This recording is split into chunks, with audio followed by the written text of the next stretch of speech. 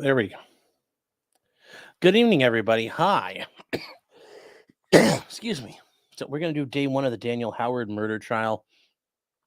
I'm not sure how far we'll get into this. We can do day two as well. Looks like it's only 3 hours long. At least it's recorded for 3 hours. We'll see where that gets us. Now, if you guys weren't aware, actually, well, hold on here until people actually stroll in for a second and get too far into the story of this. Been there, done that. Congratulations on being first. No, sorry, job well done. Sorry, I'm just behind. So, guys, we're going to do the Daniel Howard murder trial. So, here's what happened with Daniel Howard. So, Daniel Howard is in the middle of getting a divorce from his wife. Okay.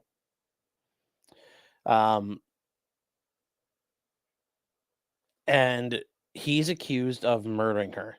Now, what happened back in 2021? He called the police and said that he found her in the bathtub with a gunshot wound in her mouth. Obviously trying to imply it's some sort of suicide. Well, the police were suspicious right away.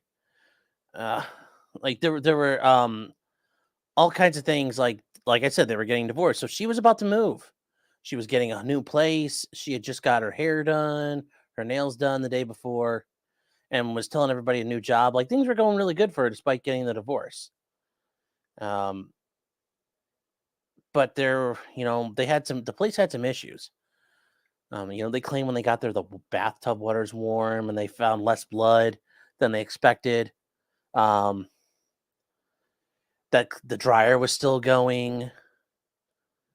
Now, I don't necessarily think that's a problem because anybody could run a dryer, but I think the argument is from the prosecutors, well, she was doing her home duties and, doing chores at home and, well, he killed her, which I think is a plausible argument. But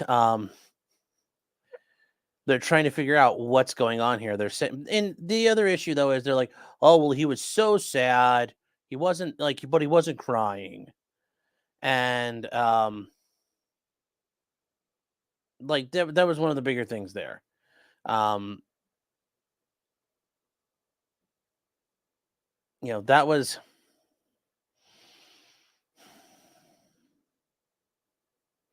Yeah, that's their story. That's their story about it. Like he wasn't sad enough for us.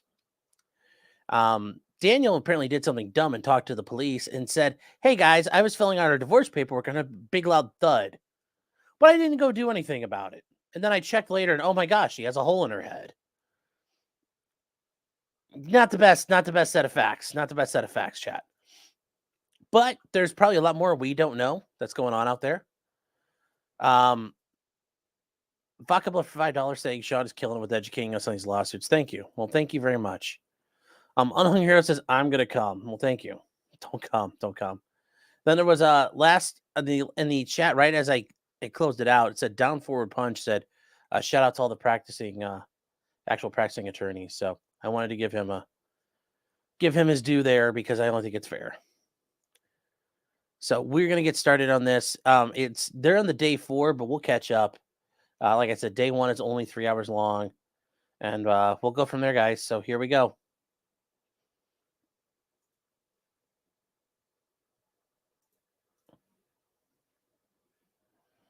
Joel says the cops was probably guilty. Well, we'll see. We'll see what happens. Let's see if we got good stuff. Okay.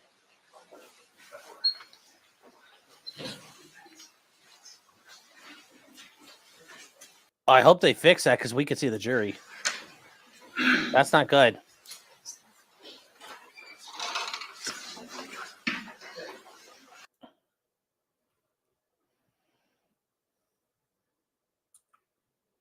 So. Counsel, anything to take up before the jury comes in? So just one quick clarifying matter. We have the one large screen here in the courtroom. The state is going to be utilizing it to publish various aspects. We have a couple of different methods of publications. My understanding that your law clerk is also participating via Zoom. Just wanted you to be aware that she'll be able to see the courtroom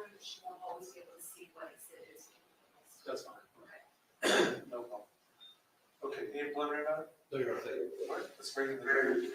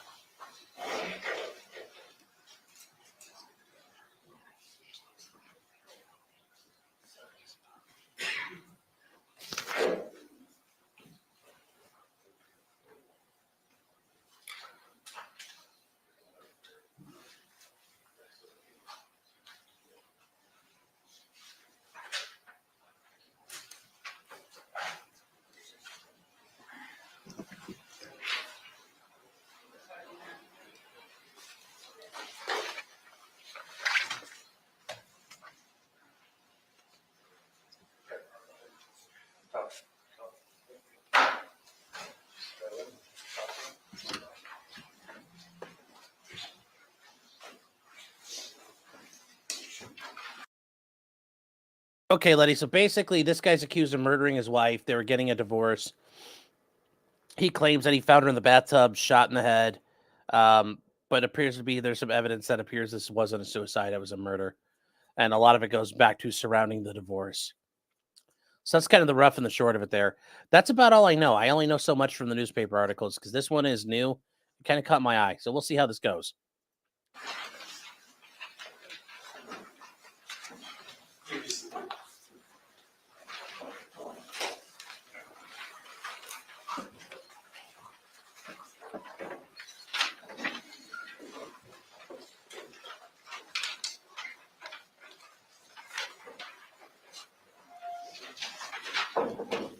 Thank you. Please be seated. Members of the jury, just so you know, because you'll be going in and out a lot. When you come in, we're all standing for you. So you're welcome to sit as long as you come in. You don't have to keep standing there. Whenever you're seated, all the rest. All right, members of the jury, I'm going to now read you the preliminary jury instructions as I indicated to you. I'll be reading these not to be impersonal in any way, but to remain accurate. You will receive copies of what I provided you at this time.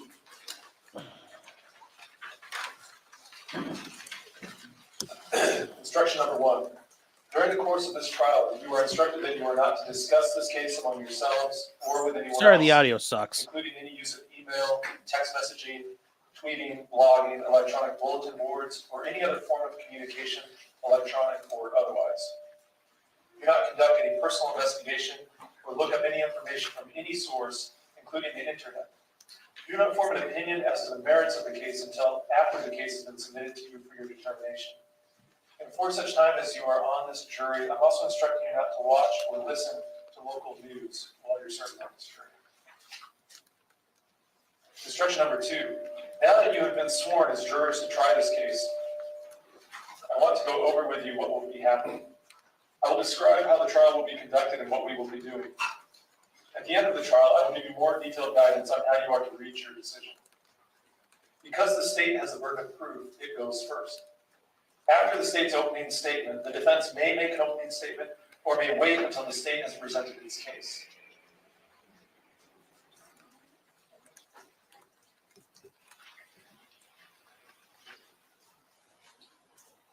The state will offer evidence that it says will support the charges against the defendant. The defense may then present evidence, but is not required to do so.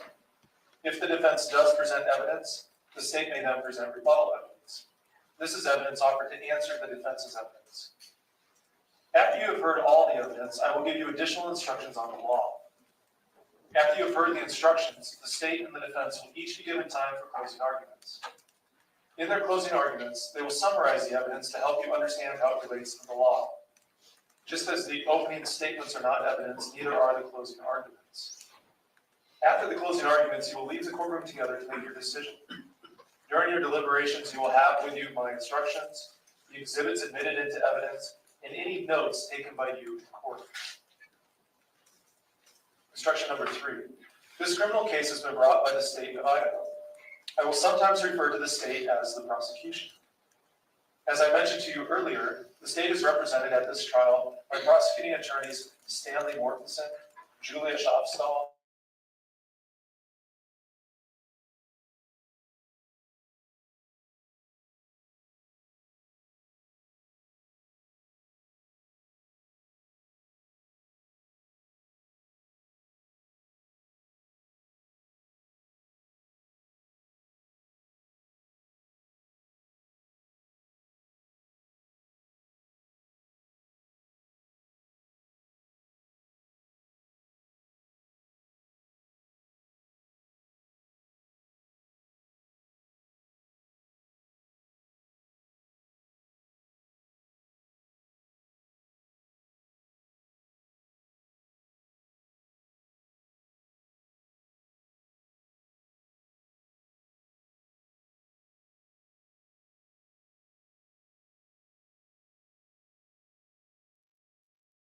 Sorry, chat. Chrome.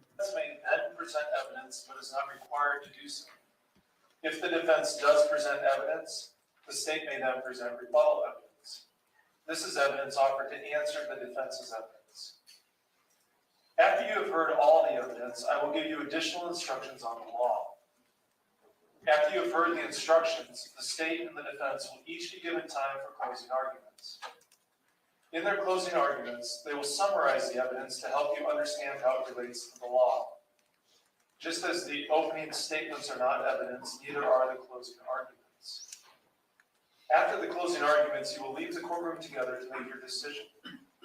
During your deliberations, you will have with you my instructions, the exhibits admitted into evidence, and any notes taken by you in court. Instruction number 3. This criminal case has been brought by the state of Idaho. I will sometimes refer to the state as the prosecution. As I mentioned to you earlier, the state is represented at this trial by prosecuting attorneys Stanley Mortensen, Julia Shopstall, and Arthur Bernard. Jason Johnson represents the defendant, Daniel Howard. Instruction number 4. Under our law and system of justice, the defendant is presumed to be innocent. The presumption of innocence means 2 things. First, the state has the burden of proving the defendant guilty. The state has that burden throughout the trial. The defendant is never required to prove his or her innocence, nor does the defendant ever have to produce any evidence at all. Second, the state must prove the alleged crimes beyond a reasonable doubt. A reasonable doubt is not a mere possible or imaginary doubt. It is a doubt based on reason and common sense. It may arise from a careful and impartial consideration of all the evidence or from lack of evidence. If, after considering all the evidence, you have a reasonable doubt about the defendant's guilt, you must find the defendant not guilty. Instruction number 5. Your duties are to determine the facts, to apply the law set forth in my instructions to those facts, and in this way to decide the case. In so doing, you must follow my instructions regardless of your own opinion of what the law is or should be, or what either side may state the law to be. You must consider them as a whole, not picking out one and disregarding others. The order in which the instructions are given has no significance as to their relative importance. The law requires that your decision be made solely upon the evidence before you. Neither sympathy nor prejudice should influence you in your deliberations. Faithful performance by you of these duties is vital to the administration of justice. In determining the facts, you may consider only the evidence admitted in this trial. This evidence consists of the testimony of the witnesses, the exhibits offered and received, and any stipulated or admitted facts. The production of evidence in court is governed by rules of law. At times during the trial, an objection may be made to a question asked the witness, or to a witness's answer, or to an exhibit. This simply means that I am being asked to decide a particular rule of law. Arguments on the admissibility of evidence are designed to aid the court and are not to be considered by you nor affect your deliberations. I sustain an objection to a question or to an exhibit, the witness may not answer the question or the exhibit may not be considered. Do not attempt to guess what the answer might have been or what the exhibit might have shown. Similarly, if I tell you not to consider a particular statement or exhibit, you should put it out of your mind and not refer to it or rely on it in your later deliberations. During the trial, I may have to talk with the parties about the rules of law which should apply in this case. Sometimes we'll talk right here at the bench, and other times I will excuse you from the courtroom so that you can be comfortable while we work out any problems. You are not to speculate about any such discussions. They are necessary from time to time and help the trial run more smoothly. Some of you have probably heard the terms circumstantial evidence, direct evidence, and hearsay evidence. Do not be concerned with these terms. You are to consider all the evidence admitted in this trial. However, the law does not require you to believe all the evidence. As the sole judges of the facts, you must determine what evidence you believe and what weight you attach to it.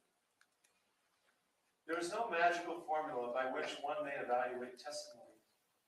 You bring with you to this courtroom all of the experience and background of your lives.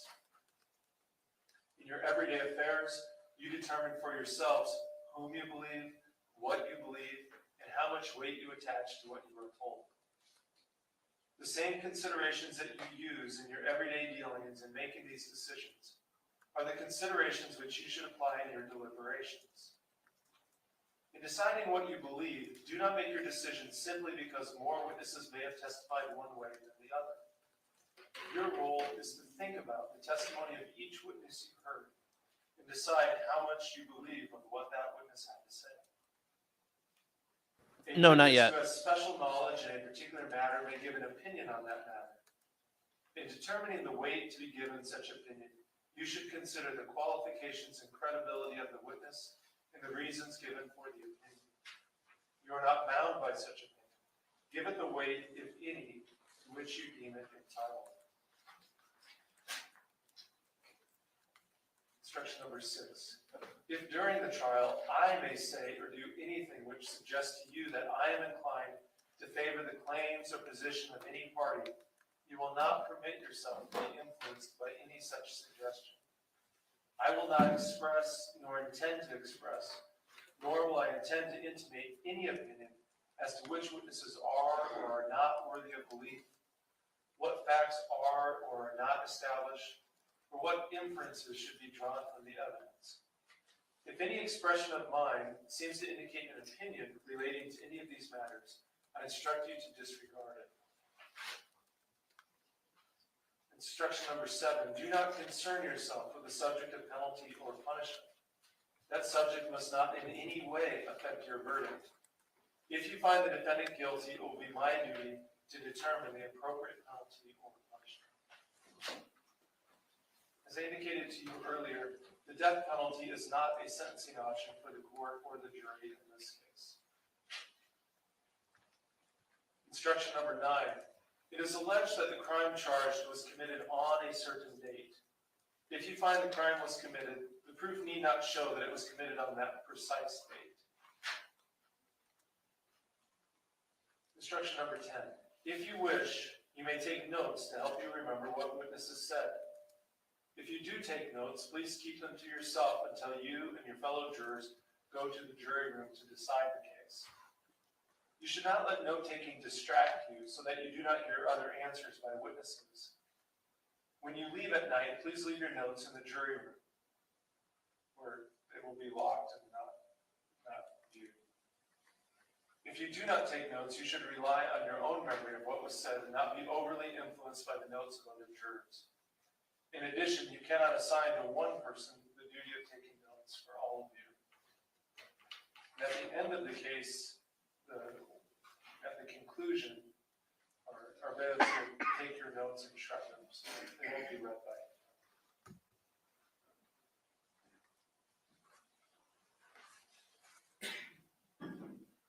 I know you've heard this instruction many times, but let me sum it up anyway. Instruction number 11.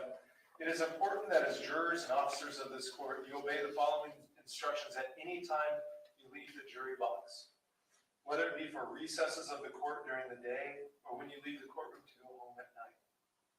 Do not discuss this case during the trial with anyone, including any of the attorneys, parties, witnesses, your friends, or members of your family. No discussion also means no emailing, text messaging, tweeting, blogging, posting to electronic bulletin boards, and any other form of communication, electronic or otherwise. Do not discuss this case with other jurors until you begin your deliberations at the end of the trial. Do not attempt to decide the case until you begin your deliberations. I will give you some form of this instruction every time we take a break. I do that not to insult you or because I don't think you are paying attention, but because experience has shown this is one of the hardest instructions for jurors to follow. I know of no other situation in our culture where we ask strangers to sit together, watching and listening to something, then go into a little room together and not talk about the one thing they have in common, what they just watched together. But there are at least two reasons for this rule. The first is to help you keep an open mind.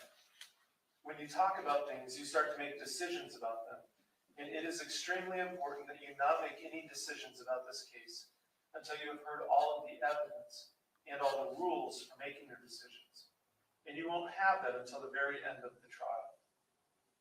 The second reason for this rule is that we want all of you working together on this decision when you deliberate. If you have conversations in groups of 2 or 3 during the trial, you won't remember to repeat all of your thoughts and observations for the rest of your fellow jurors when you deliberate at the end of the trial. Ignore any attempted improper communication.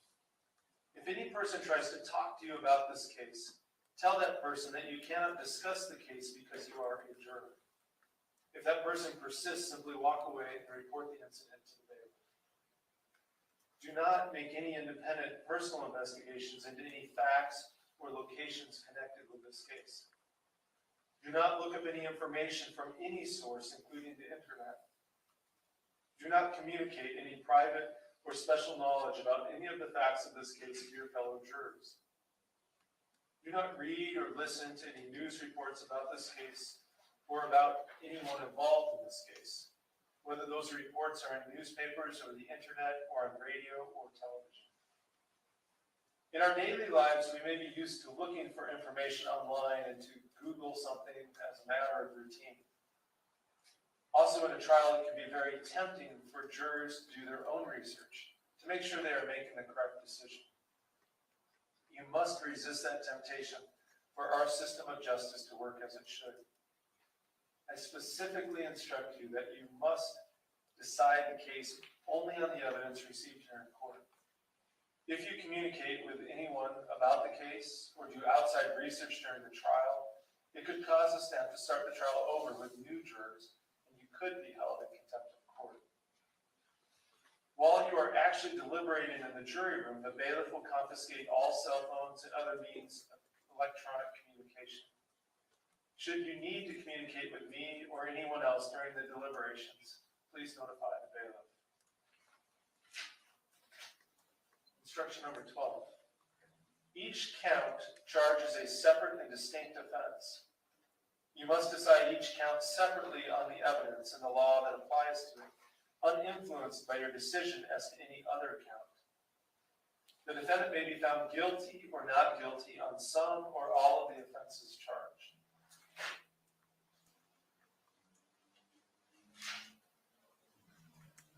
The clerk will now read the indictment and state the defendant's plea. Remember, the indictment is simply a description of the charge. It is not evidence. In the District Court of the First Judicial District of the State of Idaho, in and for the County of Kootenai, State of Idaho plaintiff, Daniel Charles Howard, defendant. Count 1, that the defendant Daniel Charles Howard, on or about the 10th day of July, 2020, in Kootenai County, Idaho, did in committing a battery inflict a traumatic injury. Hey, expert, how you doing? If you want a link, I'll send it to you. Upon the person of Kendy Howard, to wit, redness to her ear and bruising to her chest and arm, and where Kendy Howard and the defendant were household members. two, that the defendant, Daniel Charles Howard, on or about the second day of February 2021 in Kootenai County, Idaho, did unlawfully, deliberately, with malice, aforethought, and with premeditation, kill Kendy Howard, a human being, to wit, by asphyxiating her, all of which is contrary to the form, force, and effect of the statute in such case made and provided, and against the peace and dignity of the people of the state of Idaho. To these charges, he pled not guilty. Stanley T. Mortensen, County County Prosecutor, Harper Herring, Deputy Prosecutor. Thank you. Before we begin, I believe parties had earlier when I spoke with you all had agreed to exclude witnesses at such time, except as such time as their testimony is accurate. Yes, sir. All right. We will turn now to opening statements. Cindy, go first.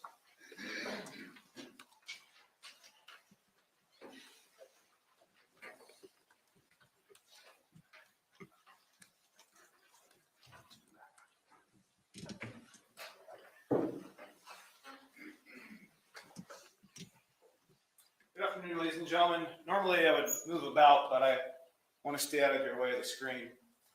Before I begin, I want to say that there are a lot of witnesses in this case, and my office is going to do its best to put them in chronological order. Try to boost it, guys. Hold on. However, we've got about 50 or 60 witnesses, and some of them are coming from Seattle, some are coming from Pennsylvania, some are coming from Salt Lake, and they have some schedules we'd like to keep in mind. And so the order of the witnesses may be out of order, but we're going to ask you to look at the evidence in its totality. It's almost going to be somewhat like a Quentin Tarantino movie. Anyway, the last thing I want to say before I begin is that what I'm going to tell you is not evidence. I'm going to tell you how I believe the evidence is going to come in and what the evidence will show. So with that, I want to introduce you to Kendy Howard. Kendy was a mother of 2 adult children. Kendy was a grandmother. Kendy worked for Kootenai Health for nearly 20 years. Kendy loved bubble baths. She loved life and had future plans. This is Kendy Howard's family. She was the daughter of Wendell and Janie Wilkins. Kendy had a brother, Brian. Kendy had a daughter, Brooke. When Brooke was 1 year old, she met and married Dan Howard. And together they had 1 son, Wyatt. Now, ladies and gentlemen, I'm going to introduce to you the state's motto. When you have eliminated the impossible, whatever remains, however improbable, must be the truth. Sir Arthur Doyle wrote this. He created a character we all know and love, Sherlock Holmes. Over 100 years ago, Sherlock Holmes, perhaps the most famous detective of all time, spoke these words. These are the words I want you to remember throughout this trial. You've heard this before. It's just called something else. It's called process of elimination, or just simple logic.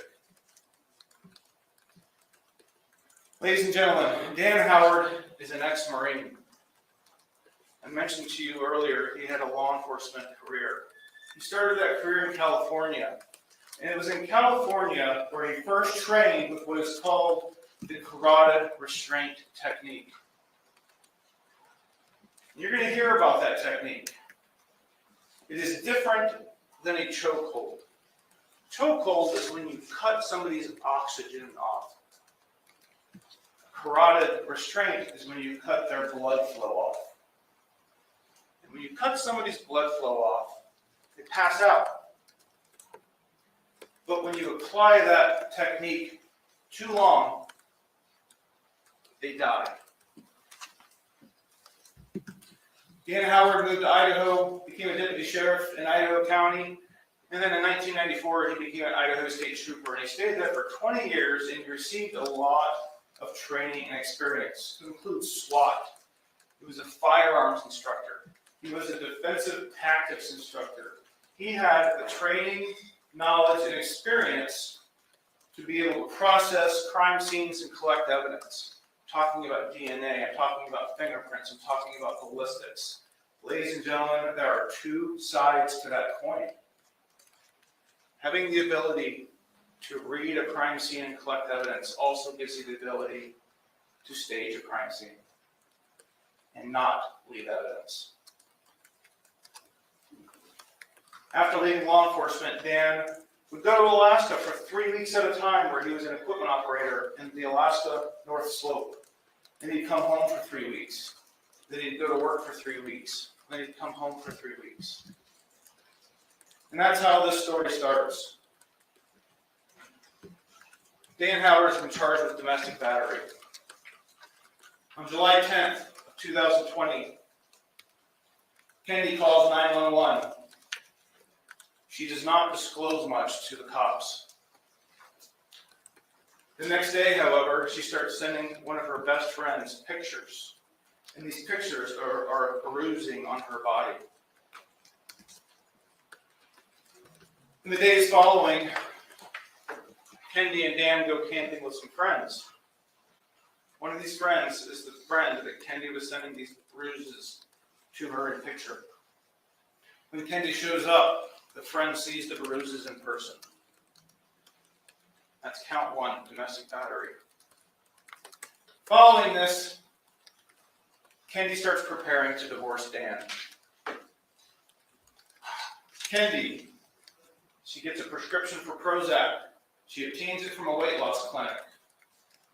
Kendy has fallen in love and begun a romantic relationship with somebody she met in high school. This is somebody who her parents know and are hanging out with. Kendy's beginning to move on with her life. Kendy's in the process of buying a house in Kamei. Closing date in April, months away. She buys a hot tub, other various items, and makes plans to renovate this new home she's buying. It's new to her. It's used. Kendy even tells her coworkers here at Kendy Health that she's going to be getting a new job down in Kamei. She schedules a mommy makeover appointment, tummy tuck, breast augmentation, plans for the future, plans for her new life away from Dan. She buys new prescription glasses at Costco. She's constantly sharing plans with her friends, family, and her boyfriend. Together, Dan and Kendy have over $2 million in assets. And in Idaho, they call that community property. They have a house on 10 acres in Athol. They have 2 parcels of land in Spirit Lake. They have toys, they have a tractor, vehicles, motorcycle, boat, camper. Retirements, each of them have their own retirements. A lot of cash. Hardly any debt. Again, community property means that in the divorce, Kendy is going to get half of everything, even Dan's law enforcement retirement. January 2021. On the 26th, Kendy meets with the divorce attorney. This is happening when Dan is in Alaska. Her family knows. Dan doesn't know yet. He's working in Alaska. She meets with the defense attorney, who explains the divorce process and answers her questions. Kendy leaves the meeting with divorce paperwork in hand. 2 days later, she wakes Dan up from the airport. He's returning home from Alaska. She tells Dan that she wants a divorce. She fills out the divorce paperwork with Dan. Next day, Kendy wakes up early in the morning. Dan is standing over her. Kendy sees that Dan is dressed in dark clothing and wearing gloves. Dan's holding an object. Kendy sees a handgun magazine laying on the floor. Kendy calls her boyfriend, who in turn calls her parents, and Kendy's mom calls 911. Kendy tells the officers that she thinks Dan was about to kill her. Kendy leaves the house that night, drives to Candy and stays with her parents. A few days later, Kendy returns. On February 1st, Dan and Brian, who are friends, this is Kendy's brother, Brian. They work in Alaska together. Dan's father needs help moving something about 3 hours south of town. Dan picks Brian up. They drive down south. It's a 3-hour trip. A lot to talk about. I think Brian maybe lives halfway between, so maybe an hour and a half between the two of them. Dan is suspicious that Kendy's having an affair. So Dan confronts Brian with this, and Brian confirms that Kendy is having an affair. Dan doesn't sleep that night. Brian can hear Dan pacing all night. The next day they wake up. Dan drives recklessly the whole way back to town. Same day, February 2nd. Kendy's last day. Kendy goes to work. Kendy hears that her new home has passed inspection. Kendy gets her nails done. This is somebody who isn't suicidal. Kendy goes to McDonald's on her way home to Athol and gets dinner. Later that night, Dan calls 911. Tells law enforcement that Kendy shot herself. Deputies arrive. Detectives arrive. Red flags are going up. Some very experienced deputies and detectives are starting to become suspicious of what they see. They find Kendy naked in a bathtub. Even brand new, inexperienced deputies are starting to notice that things are not adding up. Crime scene. Dan says Kendy shot herself. Gunshot wound to the mouth is found.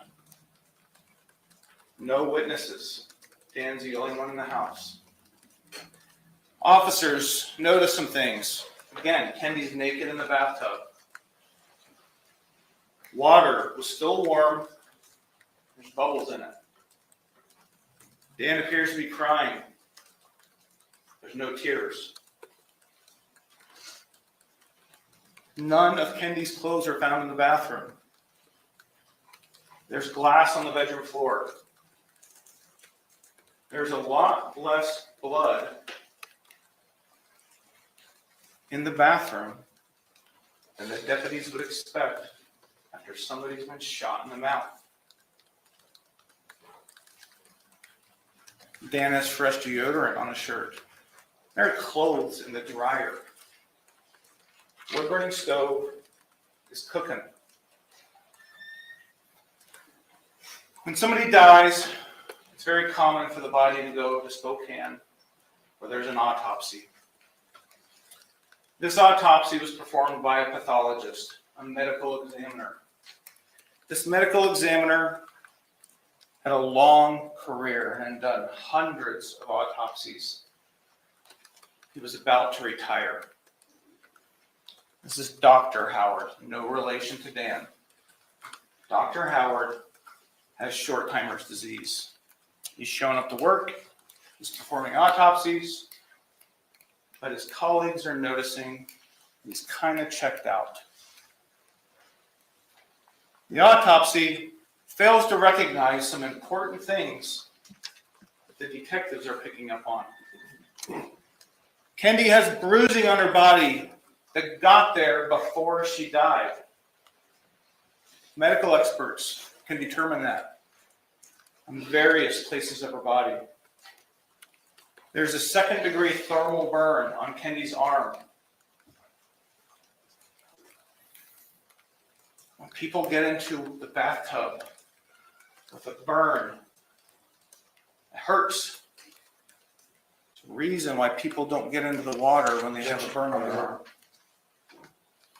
Say it again. Argument. Argument. I'll move on, Your Honor. The evidence will show that Kendy suffered a broken jaw before she died. Evidence will show that Kendy had signs of suffocation on her body, to include bruising on her chest. Evidence will show that there was a lack of blood at the crime scene. Ladies and gentlemen, there's a timeline here. February 2nd, the day of Kendy's death. February 3rd is the autopsy. Almost 5.5 months later, we get a coroner's report. After an autopsy, the autopsy then goes back to Kootenai County, and our Kootenai County coroner reviews the death, all the evidence. And when a coroner gets all this evidence, they have to fit the death into one of 5 categories. Was this death natural causes? Cancer. Was this death an accident? Were they hiking and they slipped off the cliff and they fell to their death? Was this a suicide? Was this a homicide? When the coroner can't pick one of those 4, they pick undetermined.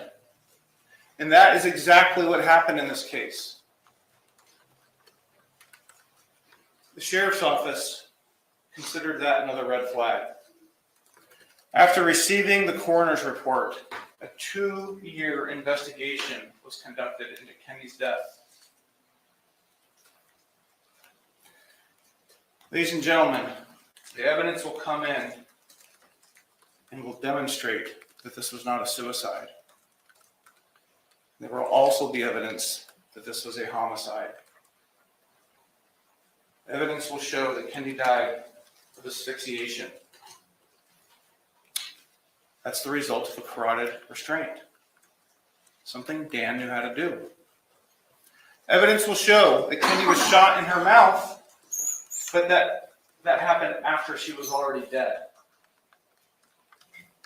This explains the lack of the blood at the crime scene. When somebody's dead, their heart slows down and then stops beating. When the heart is slowing down and stops beating, less blood is leaving the body. Loss or lack of blood at the crime scene. The evidence will show that this scene was staged to look like a suicide. 3 questions. Who? Who had the opportunity?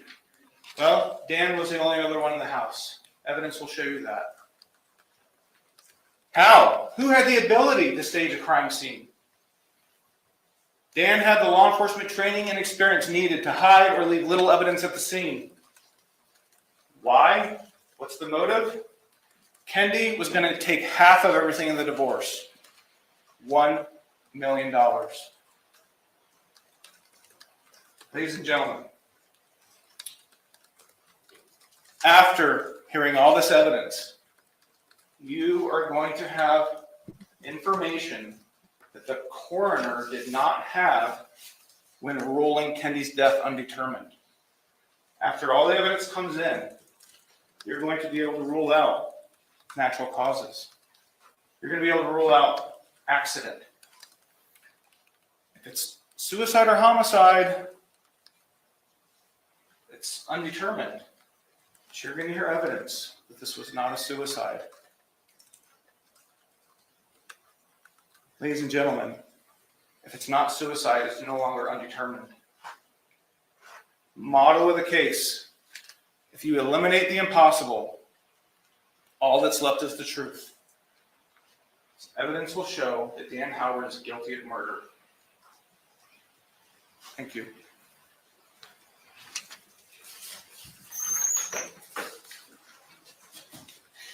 Thank you, Ms. Mortensen. Mr. Johnson, your opening. Real quick chat. Hey guys, I figured out how to get the closed captioning back. YouTube fucked with all the settings, so my apologies there. Yeah, I just want to say thank you to everybody's here. Yeah, this is the trial of Daniel Howard. He's accused of murdering his wife, as you saw. Yeah, and they bring up Sherlock Holmes. Like, yeah, I don't know if that's good. And also, Idaho's motto is "Let it be perpetual." I don't know what he's talking about. Some stuff from Arthur Conan Doyle being Idaho's motto. That's I don't know. So anyway, let's get back to it.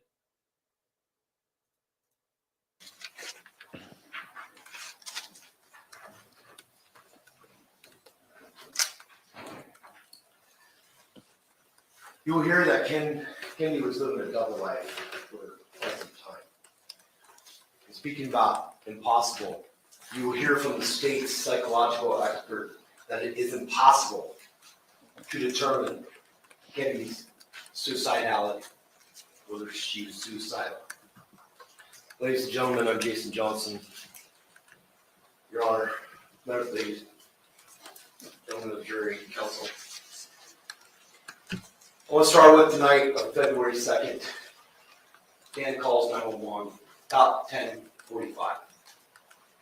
You'll hear that he stayed on the phone. His demeanor on that 911 call, weeping, particularly when the dispatcher or the 911 operator mistakes that he was calling about his son about 2-3 minutes into the call instead of his wife. She asks him, "How old is your son?" And he was confused. And that reaction there. And law enforcement shows up, and they initially, officer or deputy Wheeler, who's relatively new, makes some observations. Well, his cheeks are red, he's crying, but I don't see tears. And he takes some initial photos. At that point, it's a death investigation. Officers show up, detectives show up, 3 detectives, Detective Wheeler, Detective Wheeler, Detective Lowell. And obviously, in this type of case, death investigation, you're going to do some due diligence and rule out anything untoward. But Detective Northrop then takes photos 7 hours later, 6 to 7 hours later, based upon the timestamps of the photos, where she's still in the tub, still with blood. The medical examiner refers to a blood line across her body, where she had been sitting in the tub and the water had gone down, and you see that blood line. You'll see the amount of blood caked on her back when she was removed from the autopsy examination. They do their investigation. Initially, they conduct a search warrant at that time. And they leave about 9:45. Officers and law enforcement leave about 9:45 on the 3rd, the morning of the 3rd. Later that morning, autopsy was performed by Dr. Howard. And Dr. Howard specifically found that the cause of death. Objection, Your Honor. Sidebar. Yes.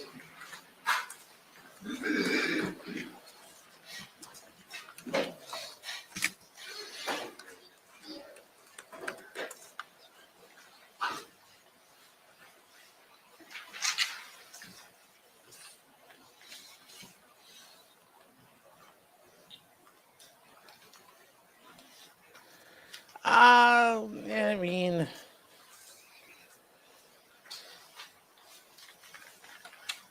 they, notice they're so far away we can't hear anything, and the mic sucked that bad. They went around talking about why the medical examiner screwed up. Oh, he had Alzheimer's and all this stuff. Well, if he's allowed to bring that up, I think he's allowed to go into why there's an issue with the why there's an issue about the cause of death. I mean, we're saying the cause of death at first wasn't good, but now the second cause of death is better. Why can't we talk about it?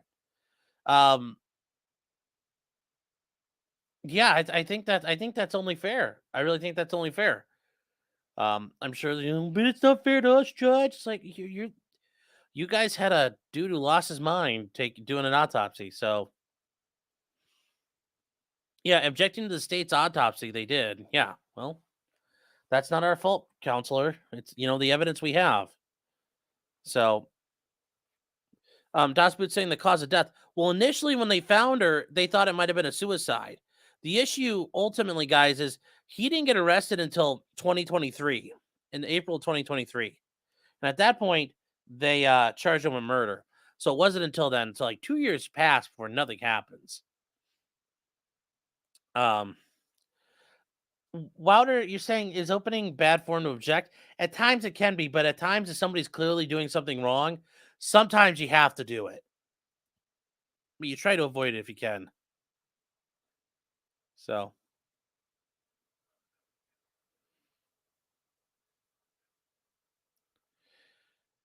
What?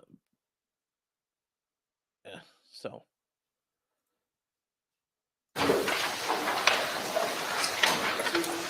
And we're gonna have, looks like we're gonna have an actual discussion about this on the record. This will be interesting. This is interesting.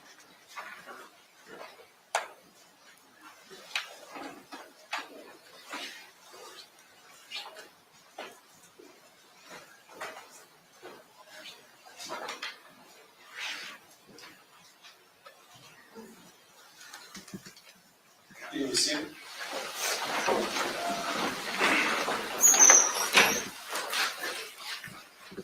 We were having a sidebar that wanted to pick up a court reporter, and so, what's if you'd like to state your objection? Thank you. Your Honor, I'm going to try to keep this very simple and short. This was litigated well before trial. Dr. Howard's conclusions are hearsay.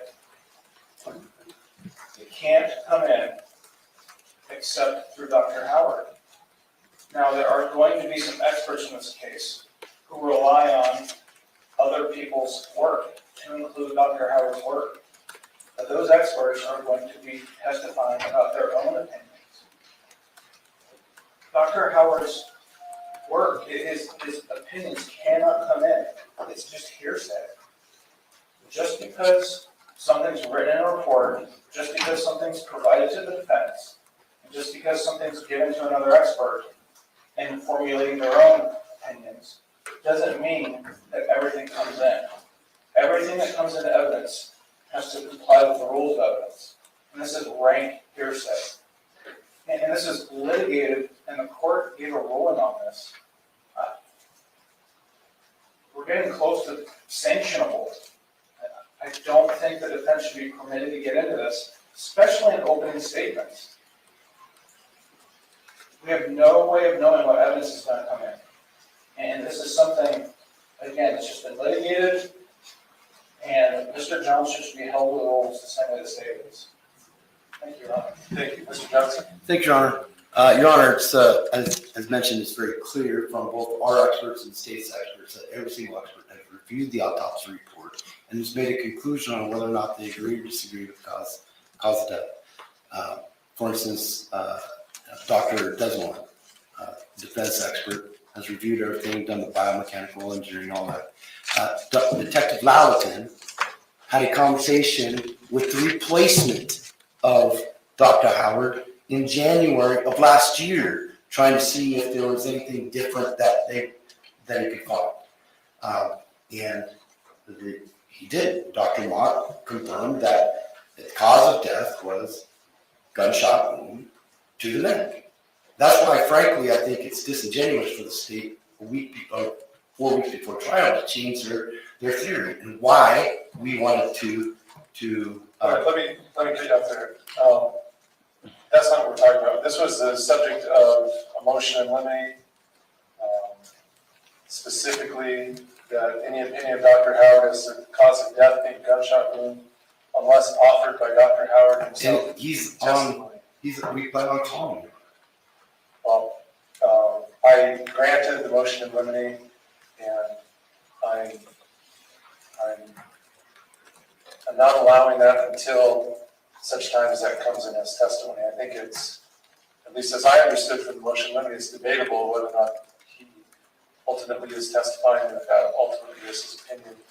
And you cannot bootstrap it through other experts, put his opinion in. Again, we had this hearing, I'm relying on the arguments made at the motion in limine at the time I granted it. So I'm sustaining the objection not to provide that opinion in an opening statement. We would take exception to the right here. Okay? Thank you. All right, we'll bring the jury, and I'll expect you to move forward with your opening without reference to Dr. Howard.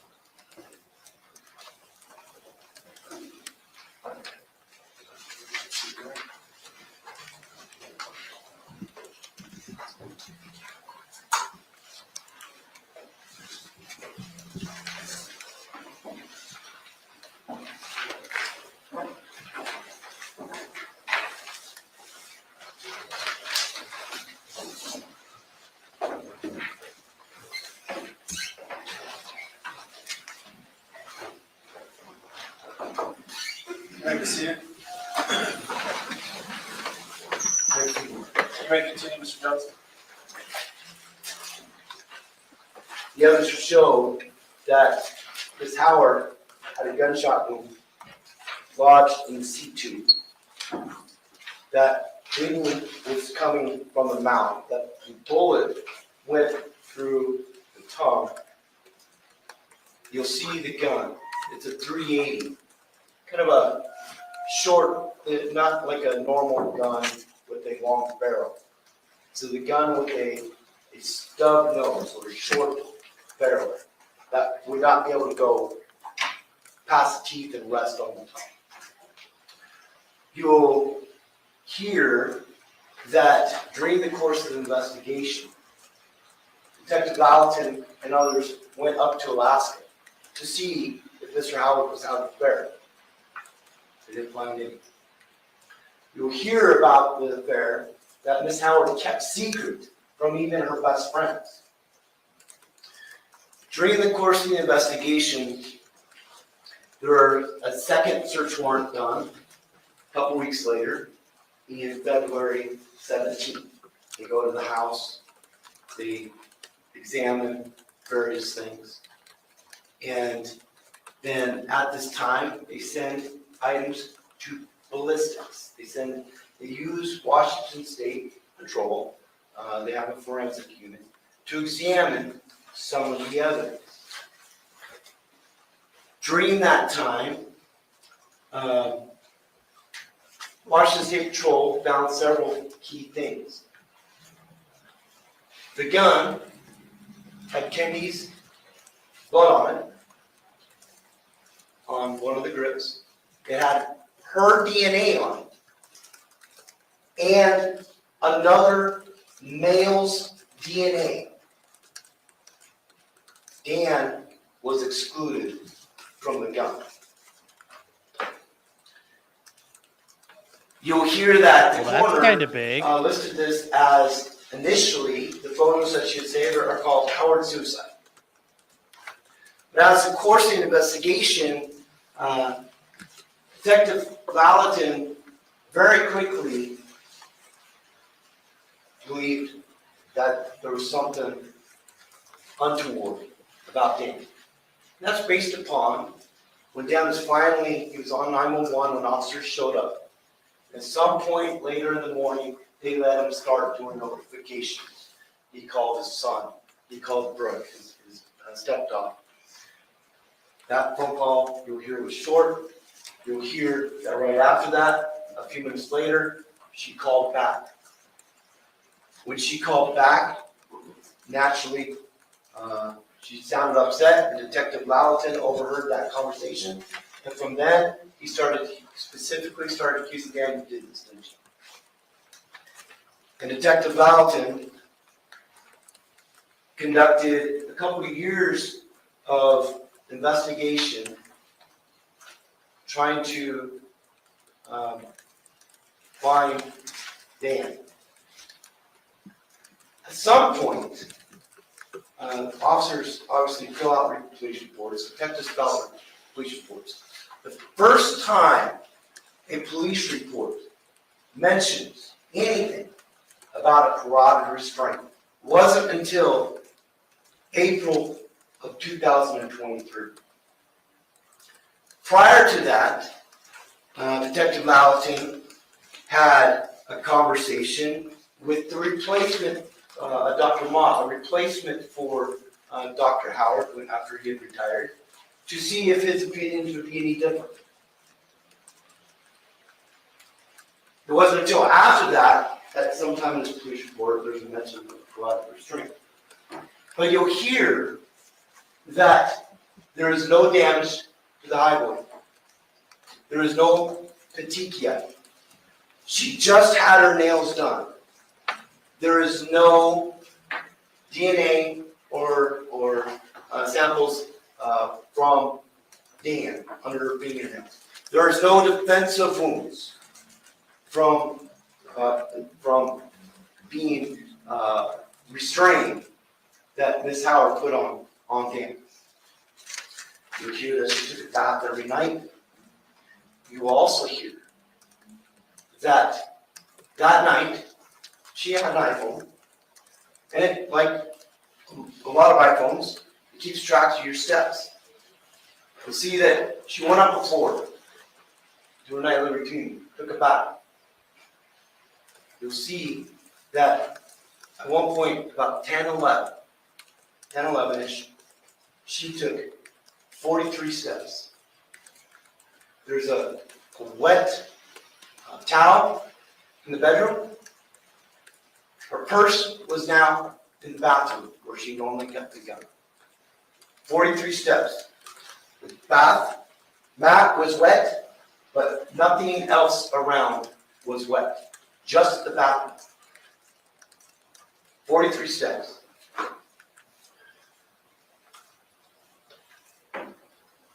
You'll hear that from one of the defense experts, that Dr. Desmond, that when he examined the evidence and the scene, that it is consistent. The body position, the mechanics, the gun placement, it's consistent with suicide. No, I didn't. I was trying to get things set up. What questions were? We talked about Philip Painter, Dr. Hanger. You'll hear about some of the things that would lead to suicide. Dr. Hanger, will testify that a person who's trying to break off from alcohol is susceptible to suicide. You'll hear that she is not content with her body. She is struggling with whether she wants to leave Dan even after everything went down. In fact, what you will hear is that her brother and her got in a huge fight. The last text that Miss Howard sent was to her friend Tana about how her brother had blocked her because they got in a fight, brother. So during all this investigation, members of the state investigators, this Marhofer, was going through the phones. While going through the phones, she came across a photo from about 7 months prior, from July of 2020. This photo has a large bruise that kind of trails up to the center. Also, she has a bruising on her arm. It's red. She has sent her paramour, her secret lover, Mr. Prado, and her friend Michelle messages around that time. And she never specifically says Dan did it. But you'll hear that 2 other people were present, neighbors, who saw her when they were there, their neighbors, and they were loading up the boat to go to Dorchak. Dan and Kendy were loading up the boat.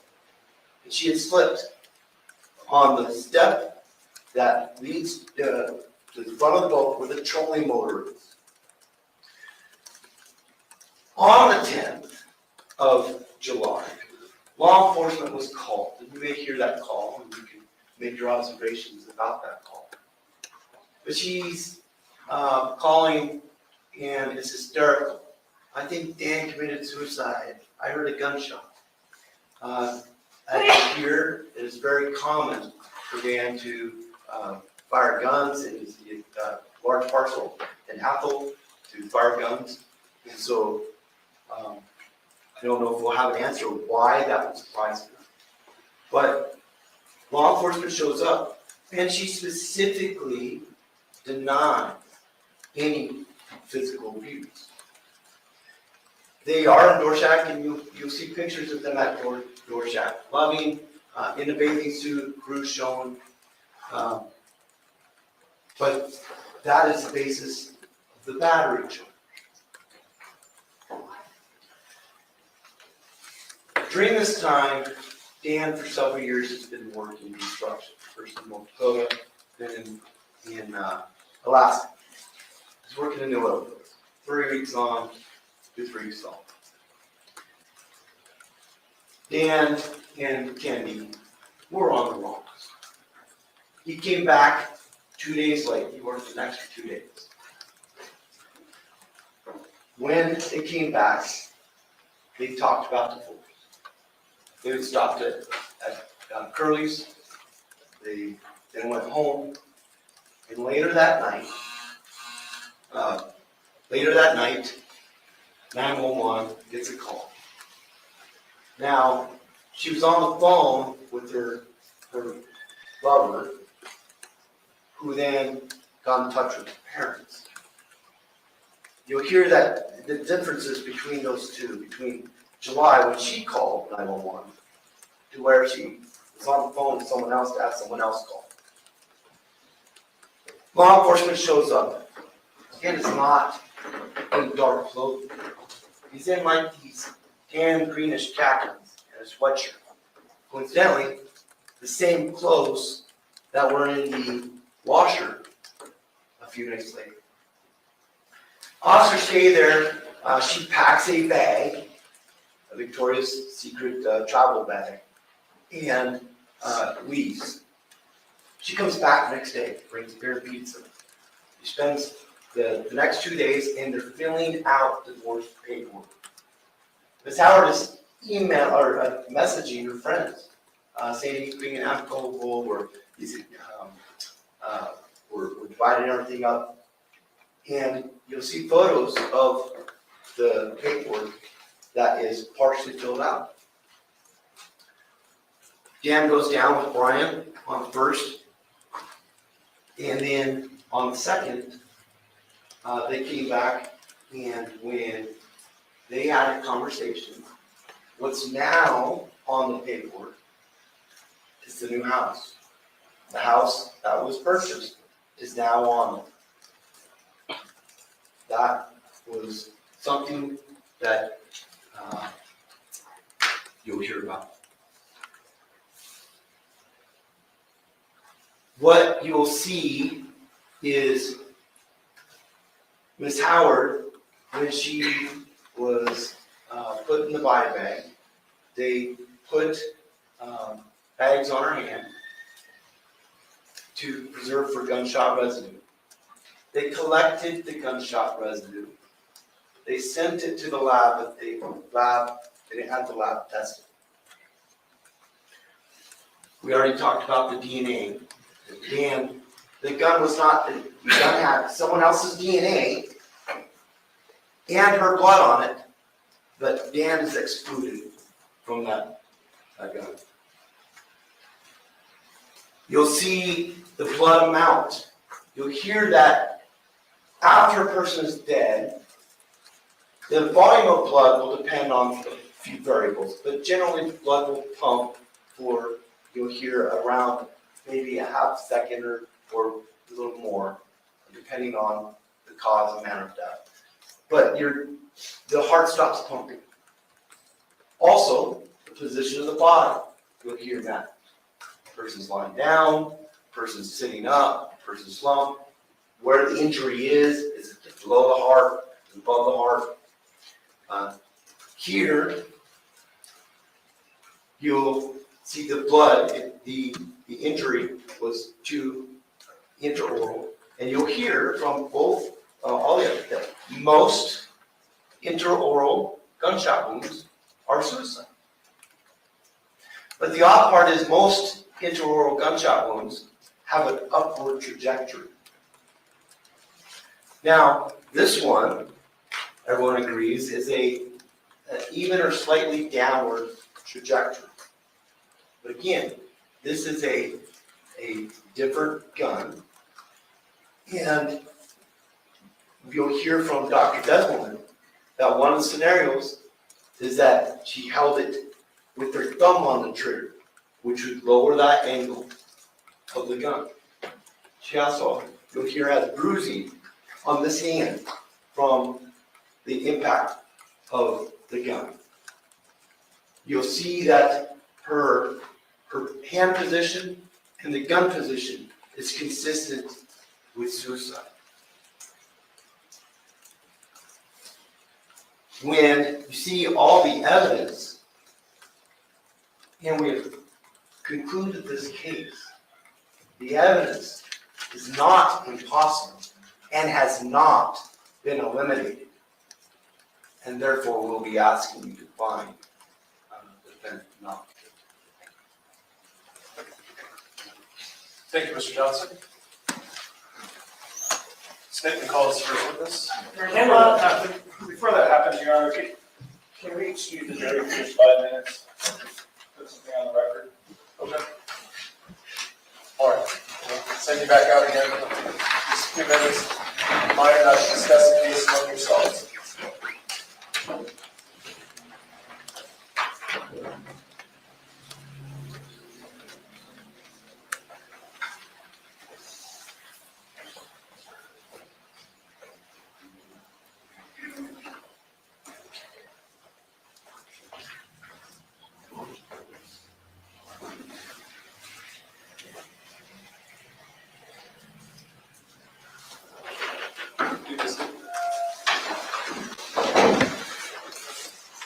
All right, guys.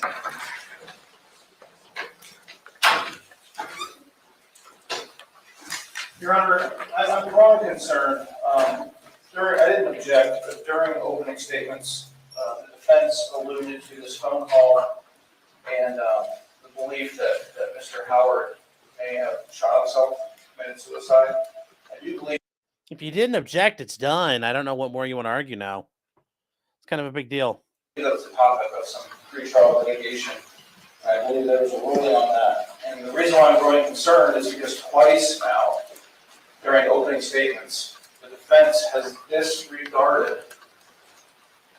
court rulings. And this puts the state at a severe disadvantage. If I were doing that, this would be prosecutorial misconduct. Yes, and you are the state. It's different for you. If the defense is playing loosey-goosey, That's part of the game. You're expected to play 100% within the lines and not even close to the lines. You're to stay well within the margins. So yes, you're not entitled to a fair trial. You're not entitled to a fair shake. Why are you so upset about that? I can't believe we're getting held to standards, Judge. I mean, we're looking to put a man in a cage for the rest of his life. How dare we have to be, held accountable? How dare? But yet, this attitude that, well, I'm the defense attorney, I can get away with it, what's gonna happen? It's gonna be a mistrial, and we'll have to do this some other day. That attitude cannot be tolerated. The state has no remedy here except to ask for sanctions or to file a bar complaint. The court could file a bar complaint. I'm asking the court to admonish the defense. File your bar complaint. to Don't adhere to don't threaten. Do it, motherfucker. Prior court rulings. The state is entitled to a fair trial just as much as Mr. Howard. And so I would ask the court to address that before we get into evidence. And this can't wait until whether or not the defense puts on a case in chief. The defense gets to ask leading questions on cross-examination. If Mr. Johnson is going to build hearsay and inadmissible evidence into his questioning of state's witnesses, the jury's going to hear that before I get to object. And again, Your Honor, if this is going to be the attitude moving forward, or Mr. Johnson's tactics, the state is at a severe disadvantage. So I would just ask the court to please revisit with the defense prior court rulings and admonish them to follow those orders. Revisit with the what? Oh my gosh. Well, I guess first I'd like to be a little more specific of what he's referring to, because if he's referring to Detective Alton having a conversation during the course of investigation, I did not refer to what Dr. Mott said, number one. I referred to a conversation that the Detective Alton. I'm not gonna lie. We have to file a bar complaint. Do it. Do it. Don't threaten me. Don't tell me what you're gonna do. Just do it.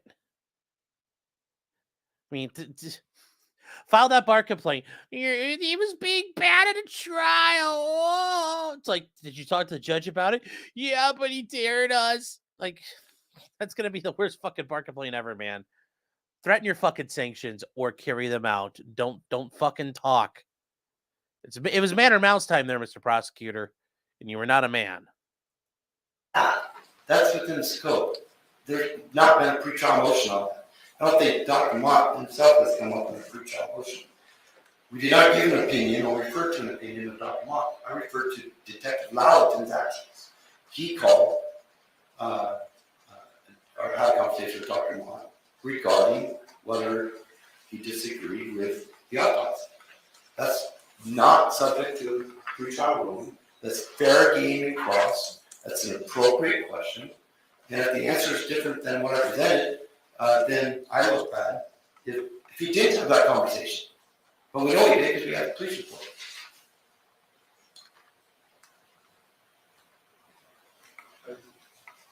I'm not sure that's what the concern is. I think it was maybe you could spell it out, but the references to. Sure. And I thought the pretrial ruling, I think it was actually Judge Meyer's pretrial ruling, was that the gunshot that caused Kendy to call the police, it wasn't clear that it was a gunshot, and the state was prohibited from referring to this as a suicide attempt.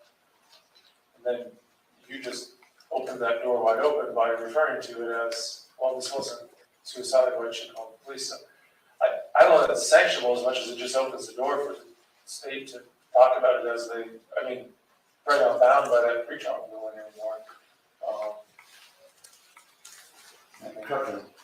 So if you want to open that door, you did.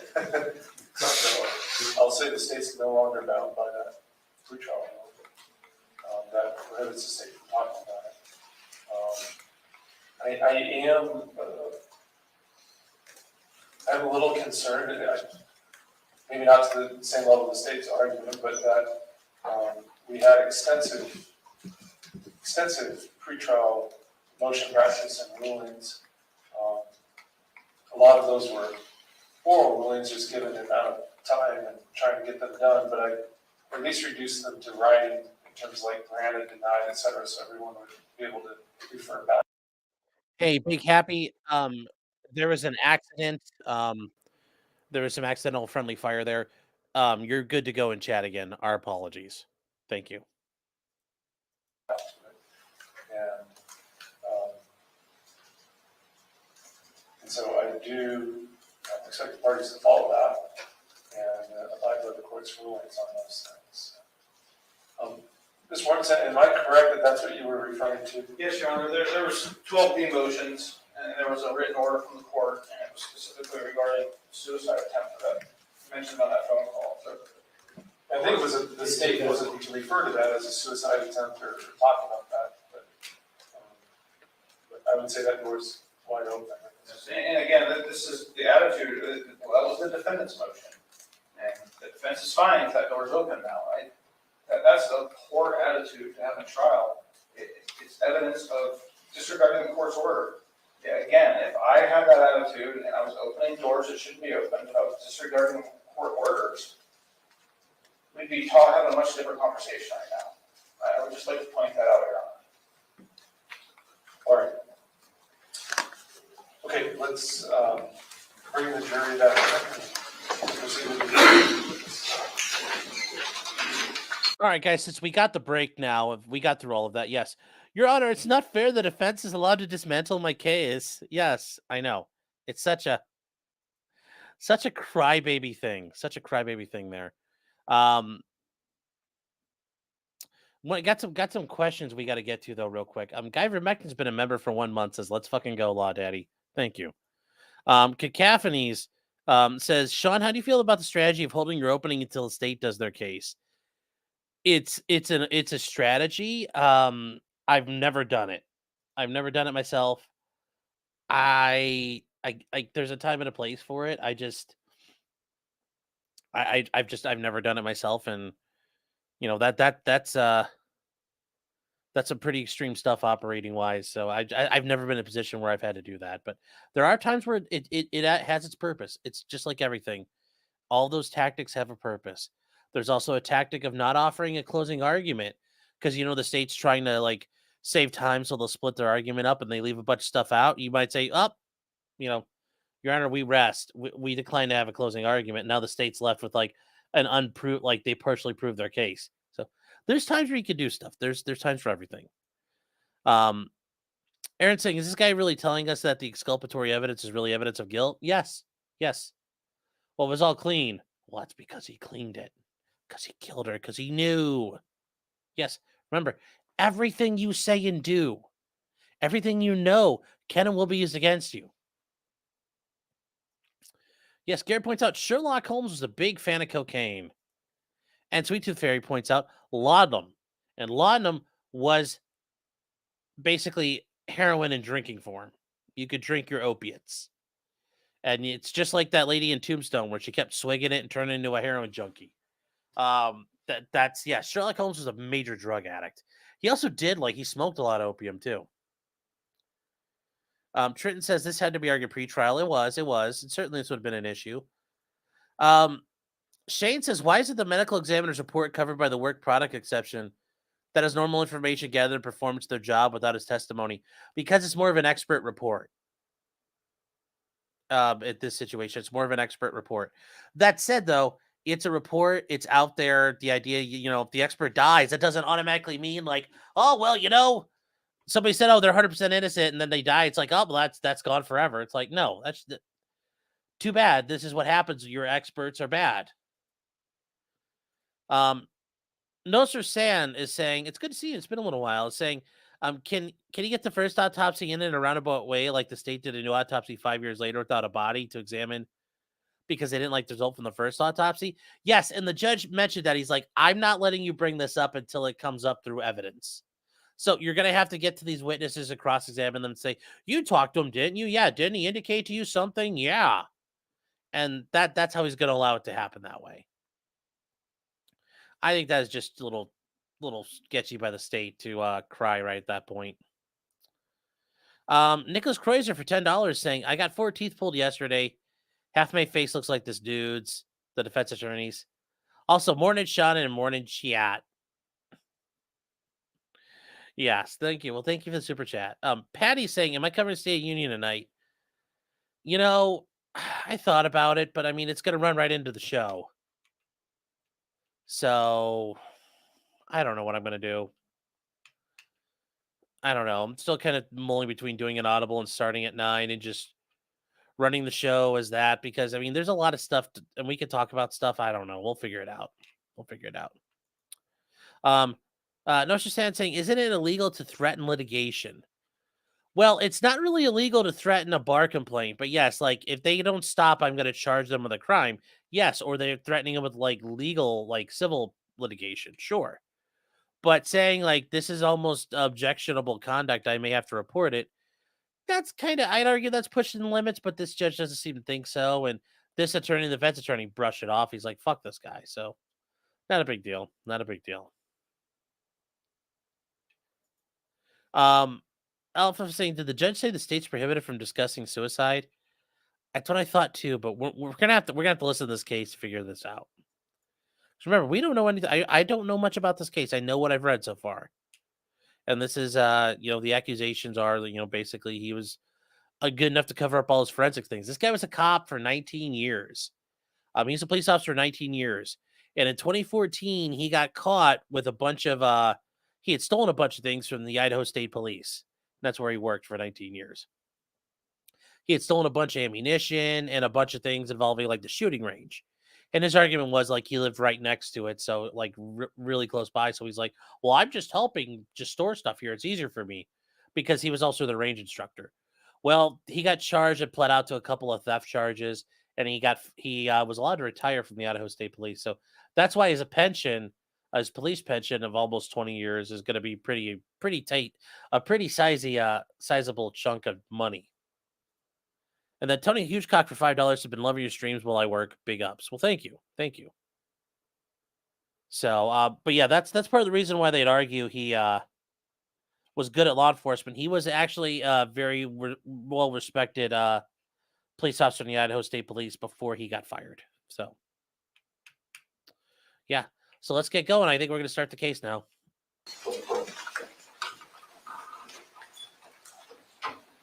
Judge has got his cute little he can't stop for a second to like wait till the jury comes in and take a drink. That's kind of funny.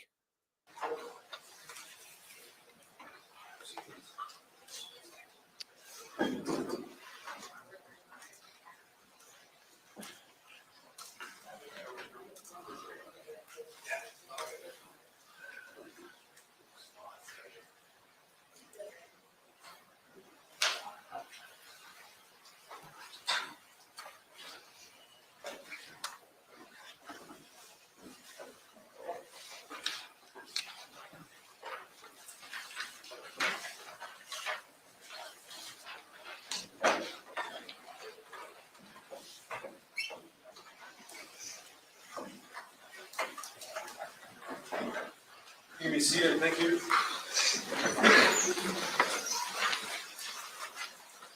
Say your calls first with us. It's Kendy Howard. Thank you. Board, sir, you step forward, please face my clerk and raise your right hand for this morning. You solemnly swear that the testimony you're about to give in this case shall be the truth, the whole truth, and nothing but the truth. So help you God. Yes, I do. Thank you, sir. Welcome to the same time. Thank you. You may depart. Thank you, Judge. Can you say your whole name and spell your last for us? Kenneth Charles Lowell, L-A-L-L-A-T-I-N. Mr. Loughton, what do you currently do for work? Well, I'm currently working for Olo Builders, which is a national home building company. I was recently hired to manage their local office. Before that, how were you employed? With the Cook County Sheriff's Office as a detective sergeant. At some point, you retired? I did, When was that? September 2023. Can you describe for us your law enforcement career before you retired?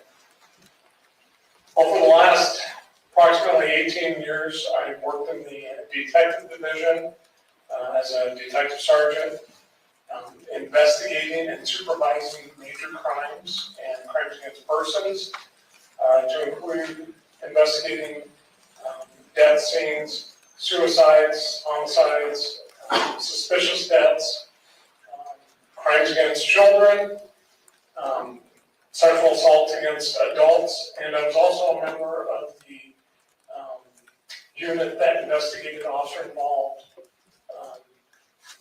shootings and other incidents of that nature, as well as one of my other responsibilities was to investigate and conduct internal investigations when there was accusations of wrongdoing by other peace officers.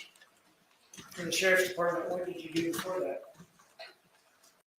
Okay, this is obviously not Lawn Crimes A-Team. Oh my god. They had the local high school come and film.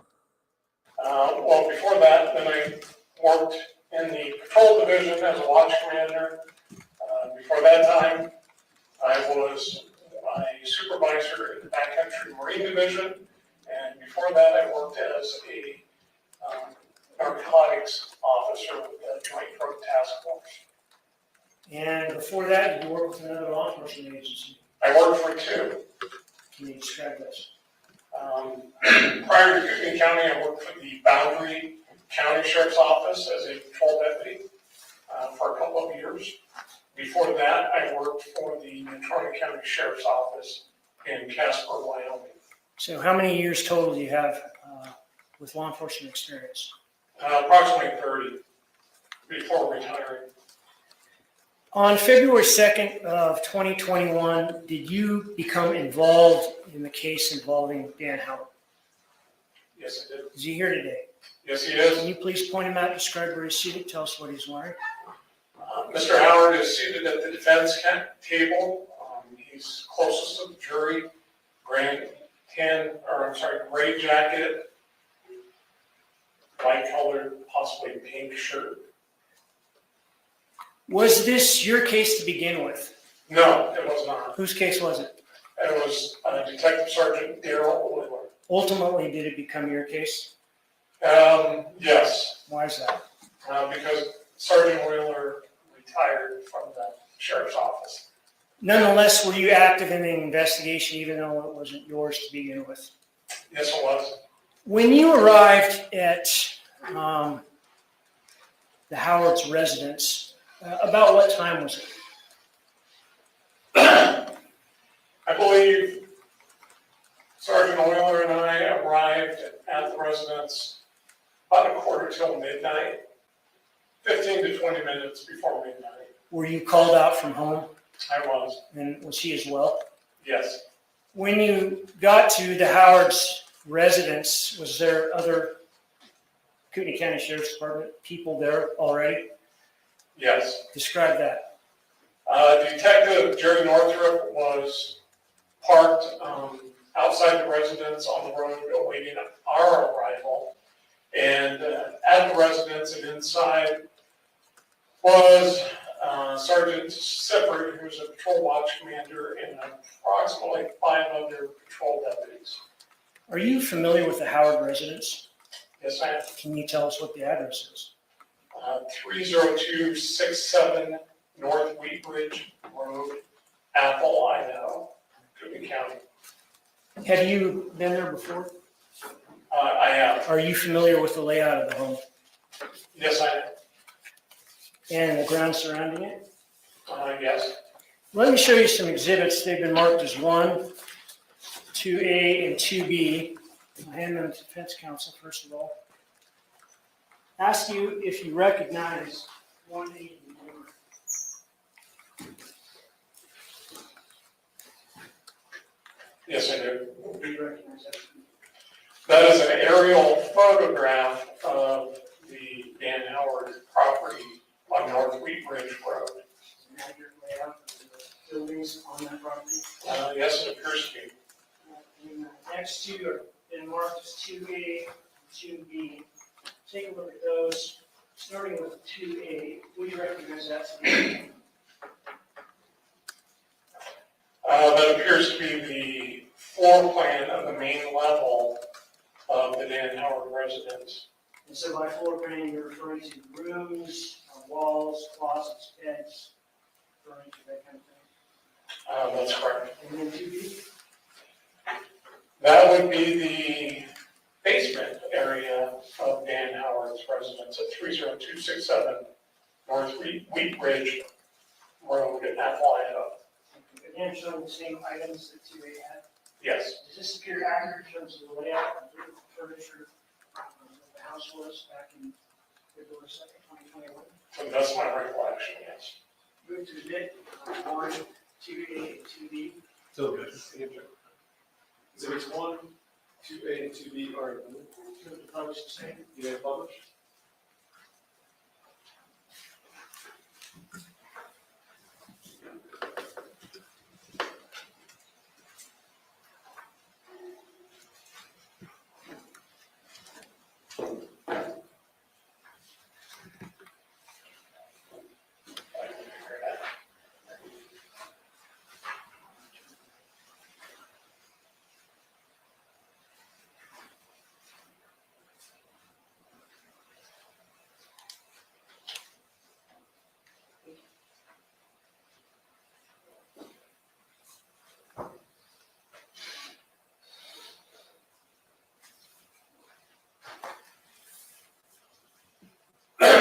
Okay, we're looking at 1A. So it looks like North Wheat Ridge Road is the access point to the Howard residence. Is that accurate? Yes. Is US 95 close by? It's several miles to the east of this location. And looking down here, describe what we're viewing. I'm going to be using this. Yeah, if you don't mind. You can show me how to get it to work. Oh, there we go. So what we see here is down below, which is not in view of this particular photograph, is Highway 54 that runs east and west between Athol and Spirit Lake, Idaho. This right here is North Wheat Ridge Road, which runs north and south. And this is the property line approximately of the Howard residence. As you enter the main driveway, you have the residence to the left. This is the garage, and this is the main house here. There's also a shop located right here, and there are several outbuildings just directly to the west, or I guess northwest of the residence. Okay. And then if you could do the same with 2A.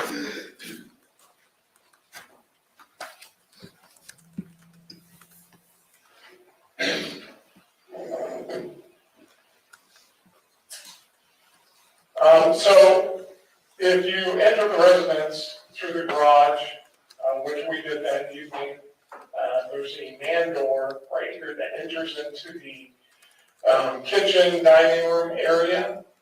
Then there's a living room with some furniture. There's a couch, a chair, I believe, right there.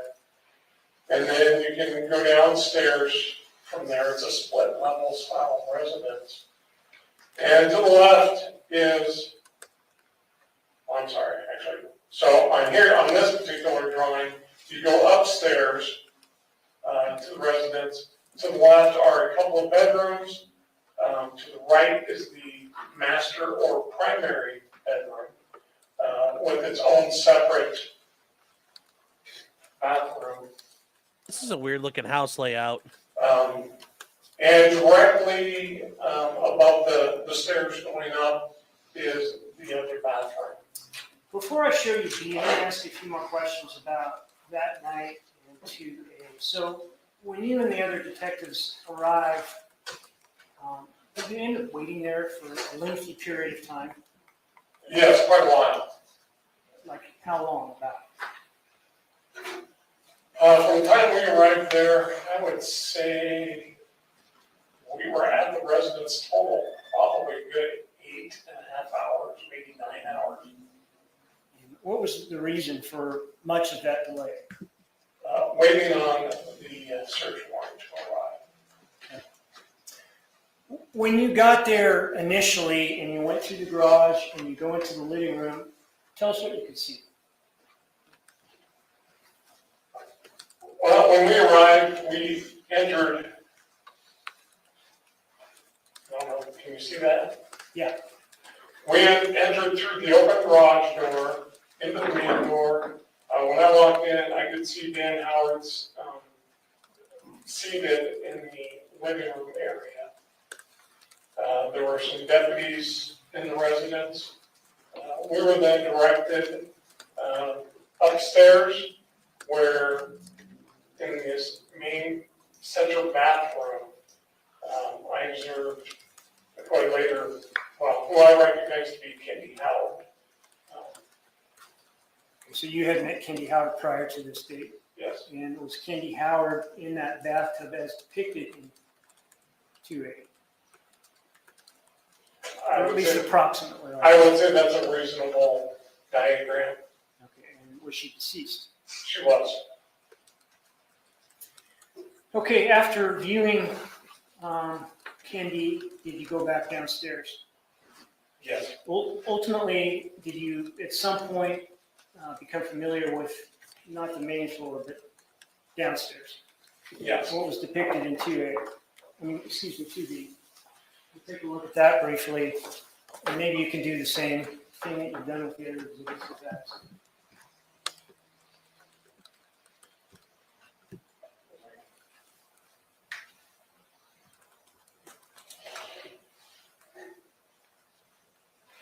No, this doesn't seem to be working.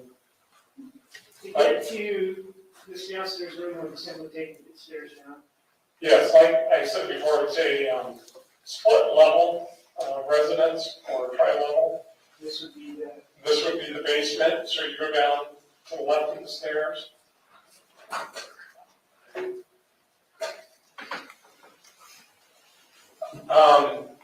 So when you get to the stairs, you have a choice on the main floor going right upstairs or to the left downstairs.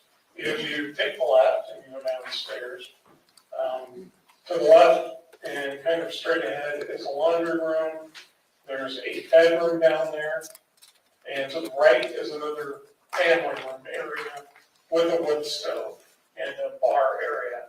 There's a couch, some chairs, and I believe a television down there. okay, I think that does it for those exhibits.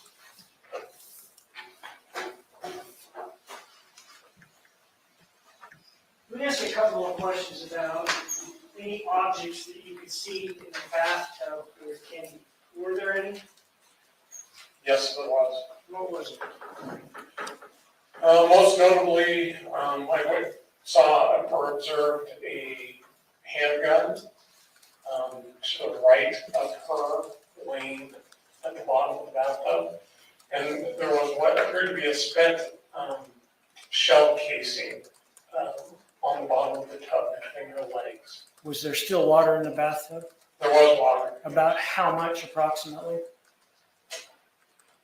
You know, I couldn't tell you exactly right now how much was in there. Were you able to see through this water and view those objects without taking them out?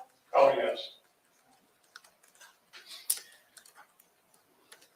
Did you and Detective Euler end up waiting for that search warrant and then during the time the search warrant was executed, having a very lengthy conversation with Dan Howard? I guess it would be the early morning hours of February 3rd, 2021. Yeah, I wouldn't necessarily categorize it as lengthy because we took some breaks in between while we were waiting for the search warrant, but yes. Was it recorded? Yes, it was. And who recorded it? Detective Sergeant Darrell Euler, How? using a body camera that both video and audio. During the entire time, essentially? Yeah, as far as I know, during the entire contact with Dan Howard, yes. Okay, so that those recordings are lengthy. They are. I just want to ask you some specific questions about that conversation that you and Detective Euler had with Mr. Howard. We're going to watch those recordings next week at some point, okay? Okay. All right, so I know you told us that you've met Dan Howard before. Have you talked with Dan Howard before? Yes, I have. Is Dan Howard the kind of person that looks you in the eye when he speaks to you? Yes. Would Dan Howard look you in the eye early that morning? Objection, foundation. Lay a little bit more foundation about his interactions that would lead him to make that determination about. How many times have you spoken with Dan Howard since you've known him?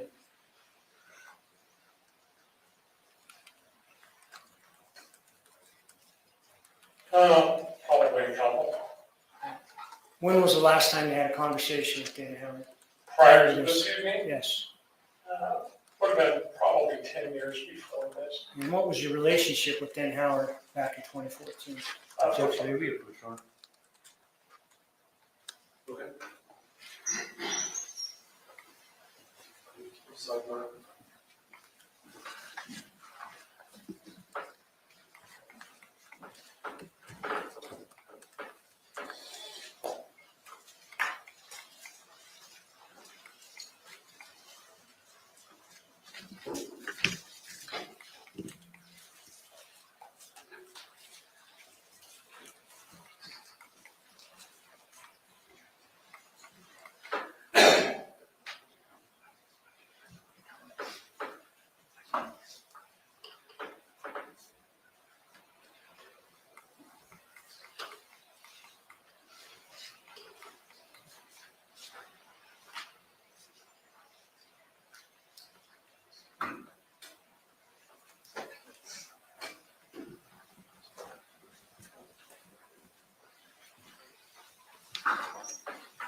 The other times that you've talked to Dan Howard were when?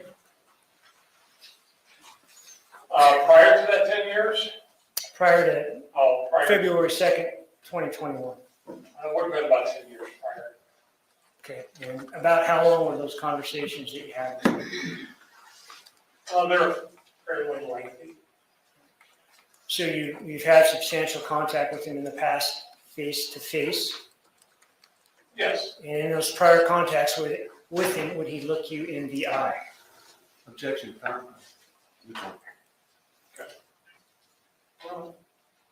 Yeah. What, would he do that when you were talking to him on February 3rd in the early morning hours of his house? No, not consistently. What do you mean by that? During our contact that evening, Dan made very little eye contact with me. At times, did he make eye contact with you? At times he did, yes. And what was his emotional level at the times he made eye contact with you, during the times that he did that morning? I would say he appeared to be frustrated or trying to explain something. Objection, speculation. Overruled.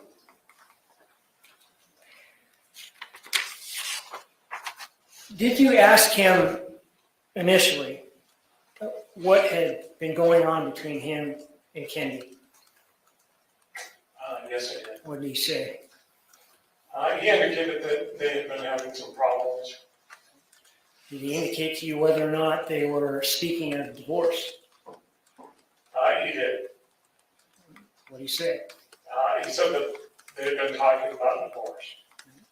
Did he give you a reason that he thought Kendy killed herself? Yes. What was that?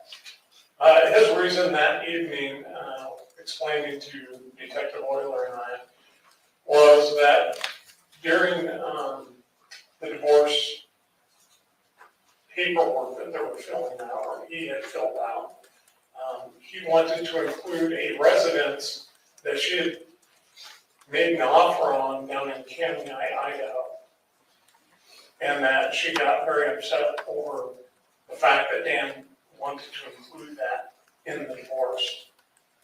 Was this just simply a residence that she had put an offer on That's correct. that she had not acquired? she did not inquire, no. And after or during the part where he gave you that reason that she killed herself, what did he tell you was the chain of events that occurred? In terms of later on in the night, did he indicate to you that she went up and took a bath? Yes, she did. And then, That later at some point, he heard what he described to us as a thud. Okay. He continued to fill out some paperwork, work on the paperwork, have a beer or several, while watching television and doing some laundry. did he give you a time frame in terms of hearing the thud upstairs and him going to check on Kendy? Ultimately, he estimated between 1 and 1.5 hours. And what did he say he saw when he went upstairs to check in on Kendy? That he found Kendy in the bathtub unresponsive. And did he describe to you the condition or temperature of her body? Warm. I'm sorry. Actually, I believe he told us that she was cold to the touch. At some point in your conversation with Mr. Howard, did you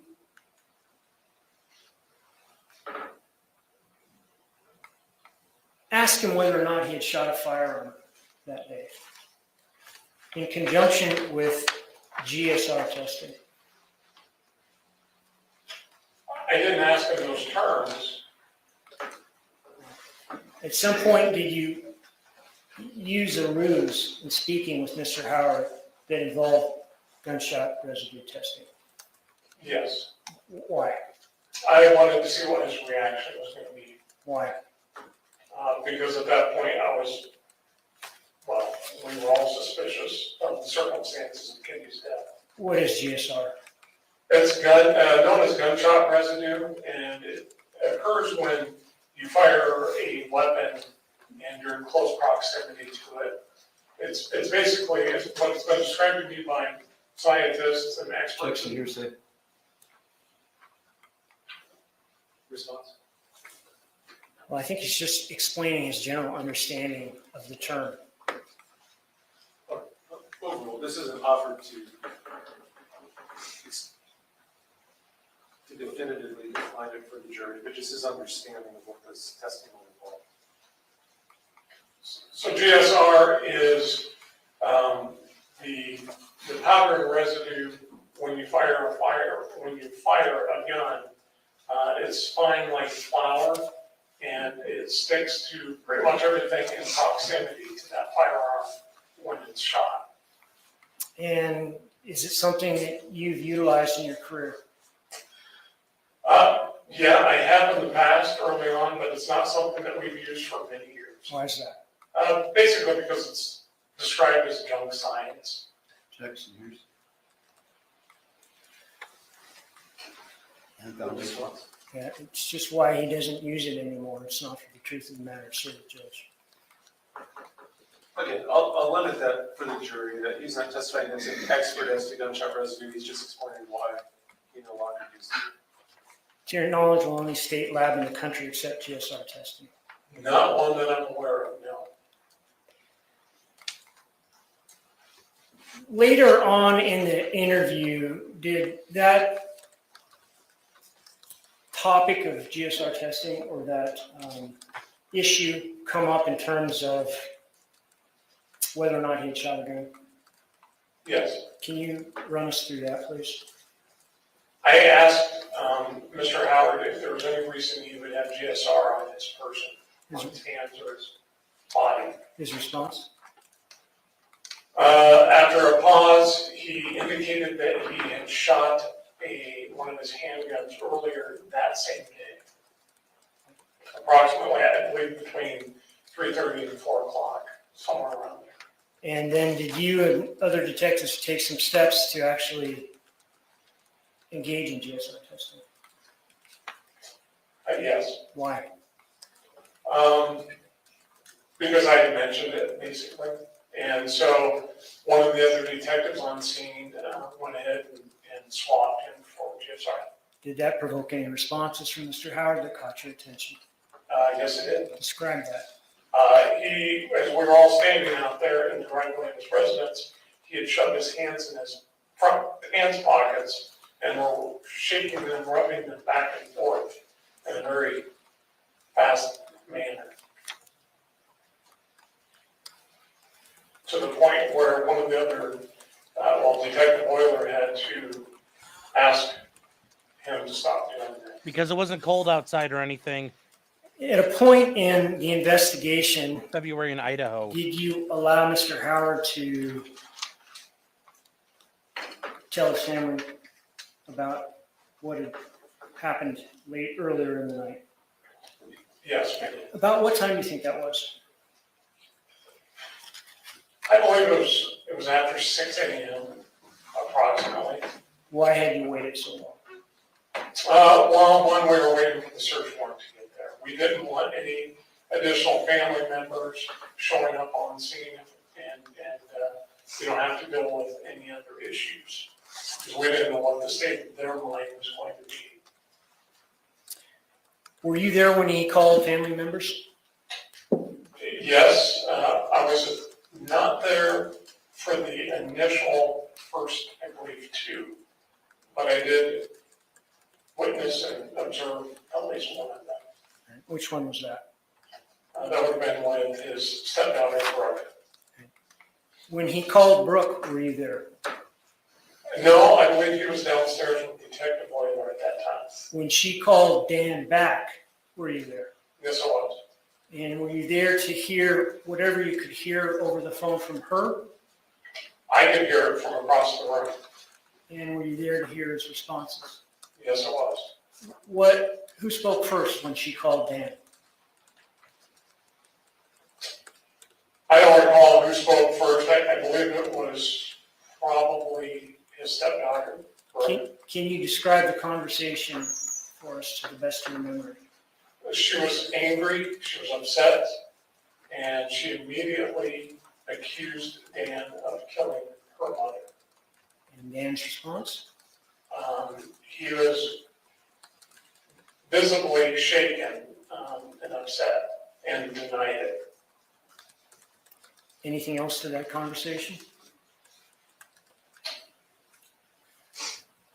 I mean, that was the gist of it. She accused him, and he denied, and from that point on, he was pretty upset. So this investigation, can you kind of give us general outlines of it? Did it involve execution of search warrants? I guess it did, quite a few. About how many and what sorts of businesses or institutions? Well, we did an initial search warrant that evening. There was a second search warrant at the residence later, approximately almost 2 weeks later, I believe. And then from that point on, there was at least 12 to 15, 16 more search warrants that were written to various locations, banks, Idaho State Tax Commission, Percy, Kootenai Health, places of that nature. Places where there would be records involving Dan and Kendy? That's correct. You were obviously working the investigation, and the coroner came back with the undetermined on the autopsy. I don't think I was actually still personally involved in the investigation during that time frame. When you became involved in it, were you aware of that undetermined by the coroner? Yes, it was. Did the investigation, at least from your perspective, when you took it on, continue? Yes, it did. Why? Well, because of one, the initial response to the scene, the incident that took place on the 29th prior to Kendy's death, Dan's reaction that evening, observations that were made not only by myself, but literally by every other officer that was on scene that night. The inconsistent statements from Dan that evening, the inconsistent, basically crime scene or death scene where Kendy Howard was located. There was concerns about injuries located on her person and her body that were also not consistent whatsoever with what Dan had tried telling us earlier.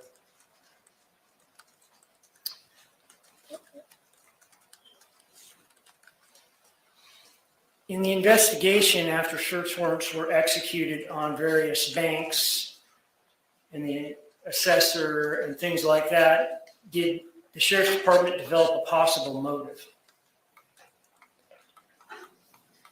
Yeah, yes, we did. What was that? Couple of things. One, anger over Kendy's affair, and probably the bigger one was the money. Did the investigation go to the area of Kendy's mental health at that time? Yeah, absolutely. That was taken into account from day one.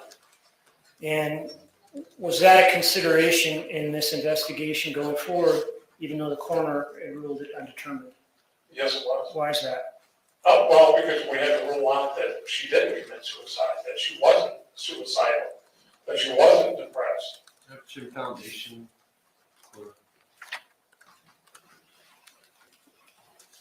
I understood that was, you're asking why they continue investigating. not Correct. because of the findings yet, so I'll overrule the objection.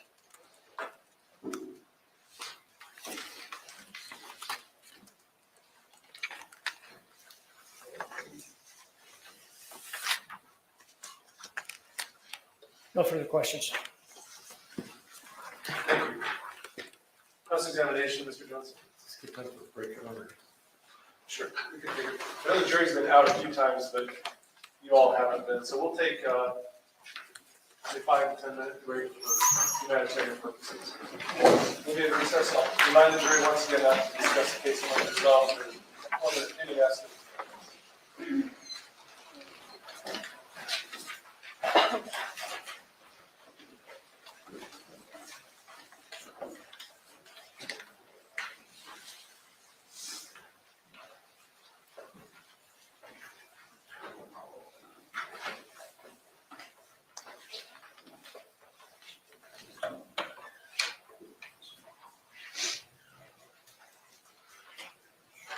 All right, let's be back in 10 minutes.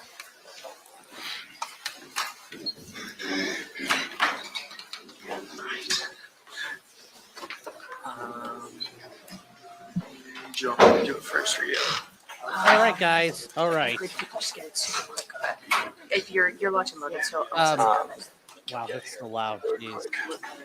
This is done like this is done like by the oof. This is not the best.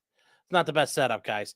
All right, so the jury just settling in, yeah, but they hadn't had a chance to really go to the bathroom yet. So Ron says, "Just got here. What's this case?" All right, so the guy who is the defendant, Daniel Howard's accused of murdering his wife, Kendy, in the bathtub. She was found dead in the bathtub with a gunshot wound up through her mouth. And the police seem to think because he was a 20-year, he'd been a police officer for 20 years, he was involved in the murder. Daniel and Kendy were about to get divorced completely and things were about to go bad for him. So they think he took advantage of all his police training and put her like in a carotid hold, passed her out in the bathtub, shot her in the head. And their arguments are, well, you could hear it. Well, he wasn't like super, super sad. He wasn't as sad as I would be. And then, he put his hands in his pockets, when he went outside. This occurred in February in Idaho. Guess what? It's really freaking cold there. It's really cold. So he's probably going to stick his hands in his pockets. They go like, ooh, it's cold out. So they point out like, well, so Kendy's daughter accused him of murder and he denied it. It's like, yeah, isn't that what you want him to say? Or does that make him, everything this guy's doing is suspicious in the state's eyes. So that's kind of what's going on there. Is there any actual hard evidence? I don't know yet. We haven't gotten that far yet. We have not gotten that far yet, Leviathan. So we don't know. This is one of these cases where we've been hearing about it for months and months on end. So this is kind of new to everybody. So we're going to skip ahead here. Make sure there are any other questions you guys have. Start out. Okay, real quick. I'm going to put a poll up. So here's the deal. The Thursday night show is pretty sacrosanct to me. Very important. But we've got an issue, chat. State of Union's on tonight. And I have the feeling if I don't, do we want to watch that? Or what's the game plan?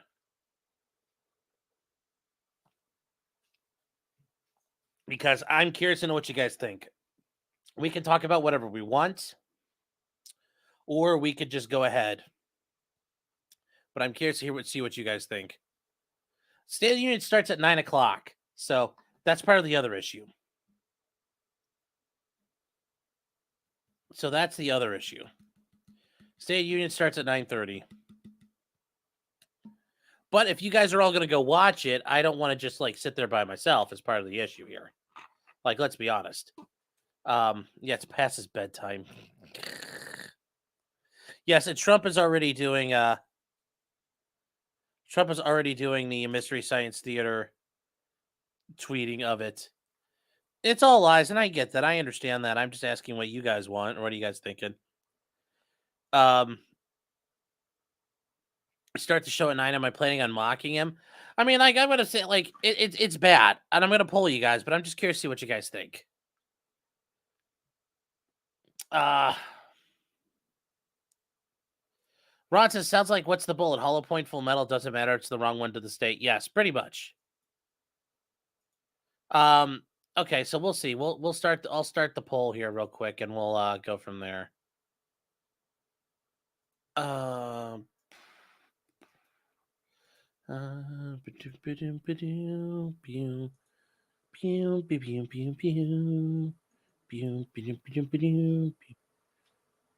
right.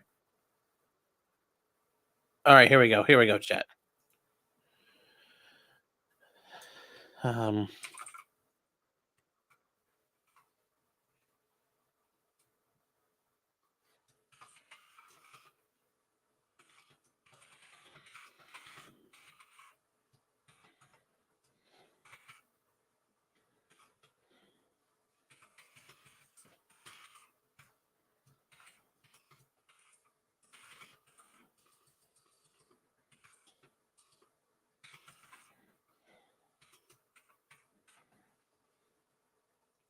All right, guys, there you go. There's the chat.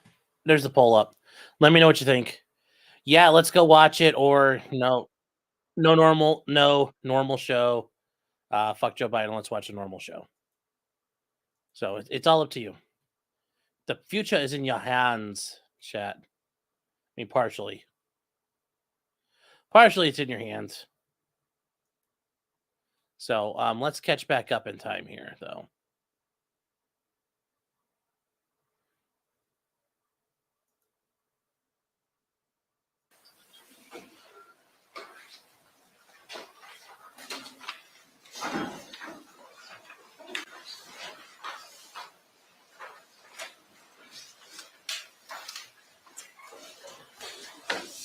Touche. Sorry,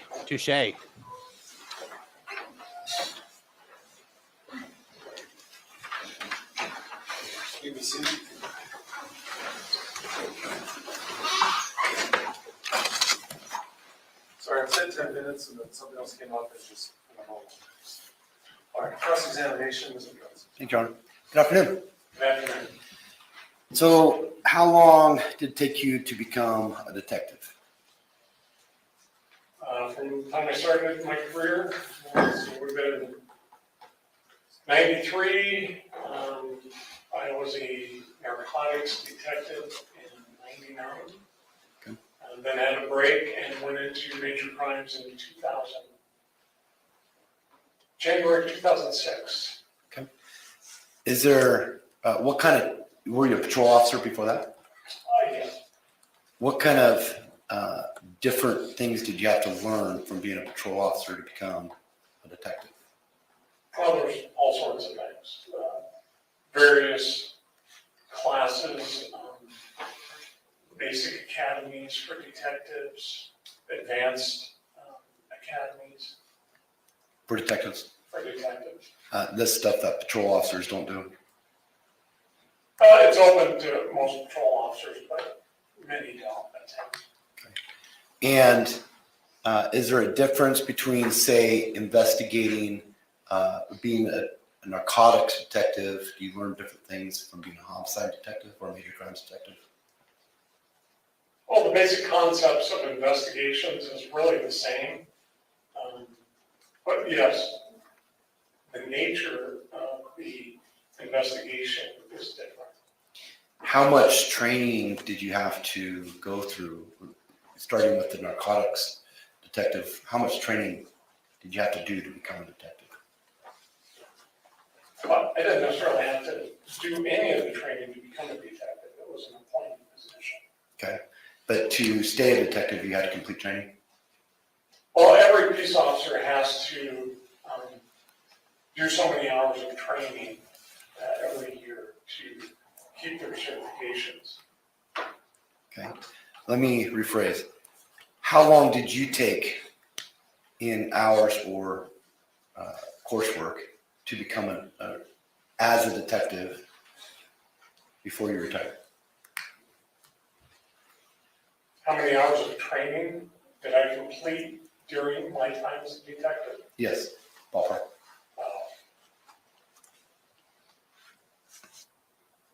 I would say anywhere from probably 750 to 1,000, and that would be a real rough ballpark. Hours?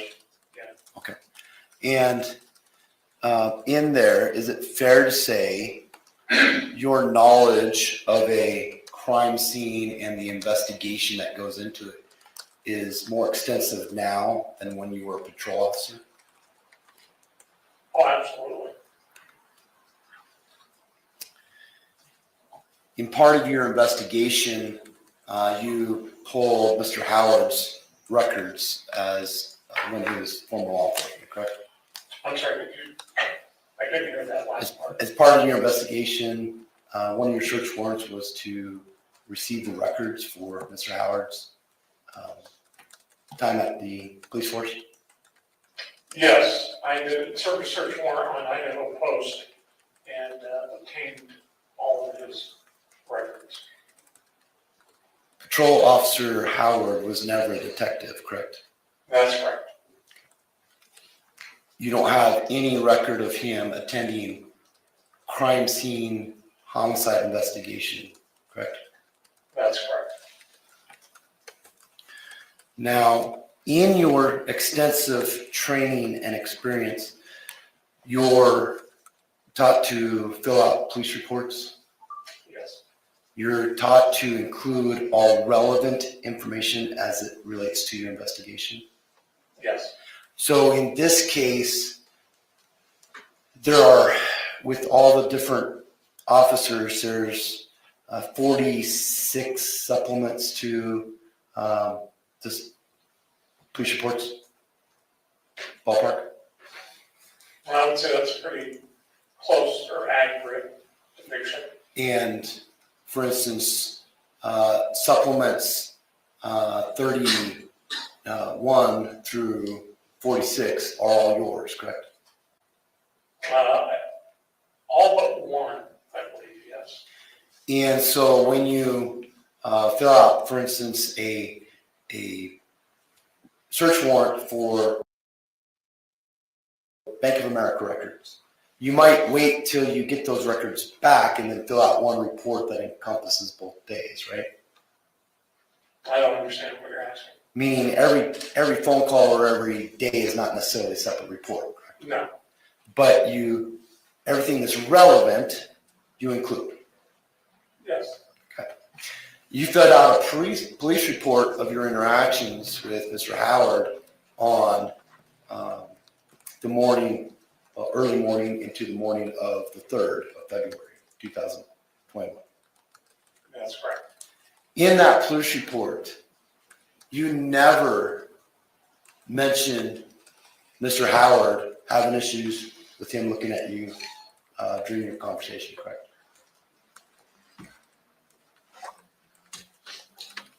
No, I don't believe I put that in my report.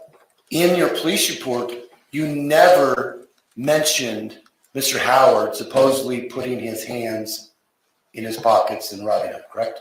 That's correct. Now, what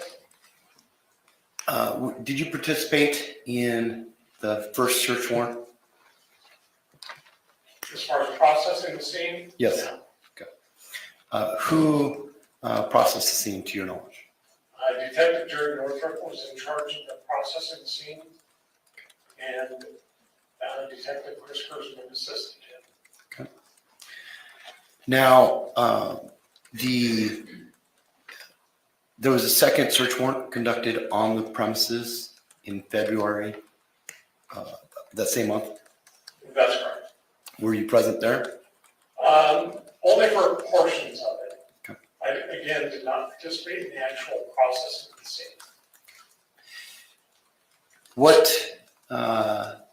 search warrants did you apply for? Well, I don't have the list in front of me. The ones I applied for would have been,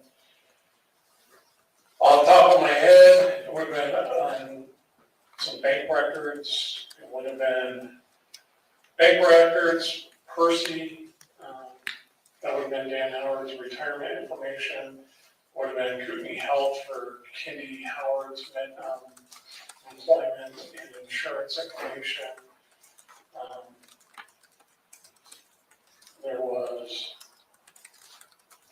several different financial institutions, Idaho Post, I'm sure there were some others.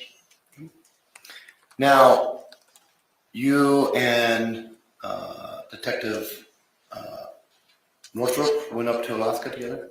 No, Was it you and one? You and Detective Weather went up to Alaska, and part of what you were looking for was to see if Mr. Howard was having an affair. that was part of it. There was more of it. During your conversation with Dan, there was mention of him coming home a couple days late, Yes, and your understanding from the conversation was that he worked a couple days late, a couple days over. that's correct. You confirmed that he did in fact work a couple days late up in Alaska, correct? Yes, we did. During that time, also, in your police report, you say that his coworkers didn't have anything of evidentiary value or significance. Correct. Did any of them describe seeing Dan as sorrowful? I don't recall that, no.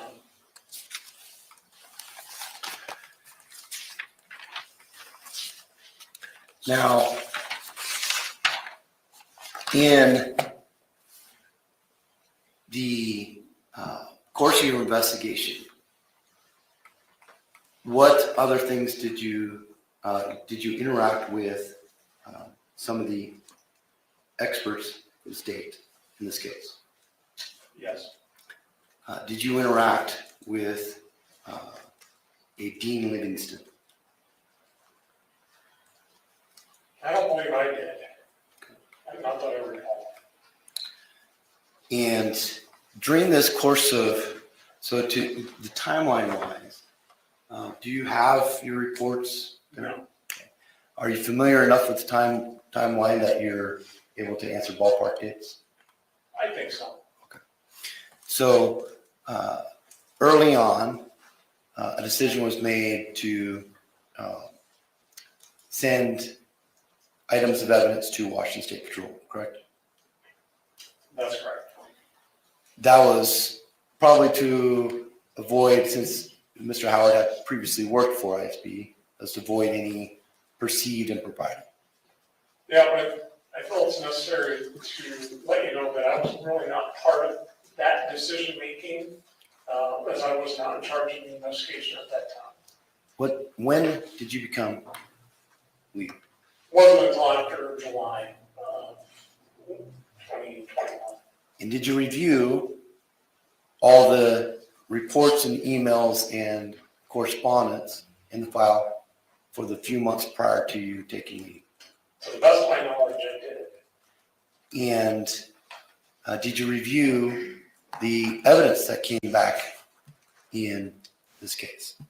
I did. In fact, somewhere around August of 21, you did an evidence review where you went and looked at the physical evidence.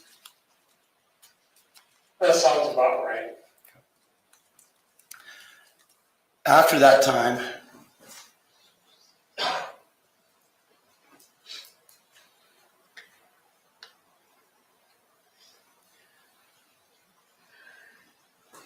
so sometime in September, you obtained a warrant for Kendy's optical records. Yes, from Costco. And after that, so this is now 7 months removed from her passing. Correct. And in 22, the year 22, what did you do as lead investigator for this case? During the entire year, What steps? You just hit the major milestones of what you did in 22. well, without reviewing my reports, I couldn't sit here and tell you exactly everything that I did during that year. Okay, so you filed for a warrant for medical records for Ms. Howard in December of 2021, correct? Say that again? You filed for a warrant for Ms. Howard's records in December of 2021. I believe that's correct. And that's the type of thing that you would fill out a police report for, correct? Yes, And you did in this case. I believe I did, yes. The next police report that you fill out is in August of 22, correct? That sounds about correct, yes. And that was where you go to the medical examiner's office in Spokane and review the tongue. I believe that was 23. Okay. You said 22? Well, 8/23/22. Yeah, I believe that was in August of 23. So after he was charged? I'm sorry. After he was charged? No, I'm sorry, 22. Okay. Correct. So August 22. I've been retired for a while. So between December of 21 and August of 22, there's no police reports that you filled out, correct? That's correct. What did you do to investigate during that time? Well, during that time, I was working on the cases for one thing, I had other responsibilities, Okay. and it was during that time frame, we were waiting for information to come back, and we were also working with various expert witnesses. Okay. When you say we, you were working with them? Myself and other investigators that were still involved with the case. Which witnesses were you working with? Dr. Rambaran, Dr. William Smock, and Dr. Jennifer Nara.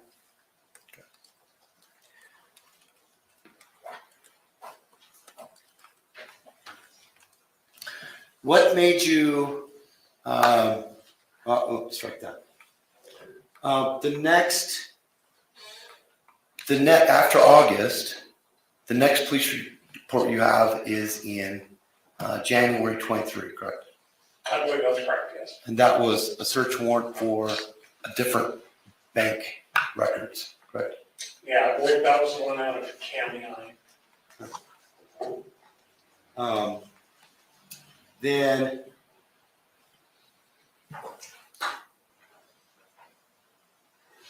also that month, you filled out a police report in January of 23, where you had a phone call with the Dr. Mott, correct? Was that January of 23 or 22? January 23. Yes, that's correct. And the purpose of that phone call is Dr. Howard had retired at that point, correct? Yes. Was it your what was your understanding of what were you trying to have him review? Well, him as a her, Mackenzie Mott is a female. And I believe Mackenzie Mott called me as a follow-up. What we're looking for is there was concerns and inconsistencies with the original autopsy. Okay. And those concerns were your concerns? They were made my concern, yes. And then after that, in April, you fill out a police report where you mentioned in the course of an interview a carotid restraint, correct? That's April of 23. A carotid restraint? I believe so, yes. That's the first time in a police report that you have mentioned carotid restraint, correct? That's correct.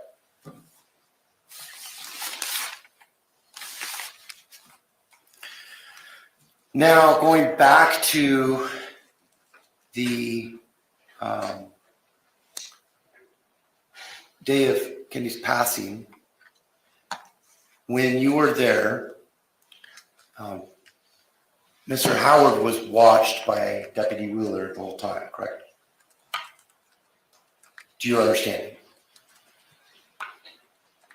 I don't know if it was strictly Deputy Wheeler, but he was generally in the presence of one of the officers while we were there, yes. So you, Detective Euler and Detective Northrop, you come in and out at different times, but you're also calling Detective Hollenbeck, correct? No, You're checking on the status of the warrant, yes. and Detective Hollenbeck applied for the warrant. Okay, we'll get to that. The warrant, but while you were out there, there were other officers. How many officers were present now? Well, when we first arrived, I believe there was 5 or 6 officers on scene. Not all of them were in the house. There was 5 or 6 there.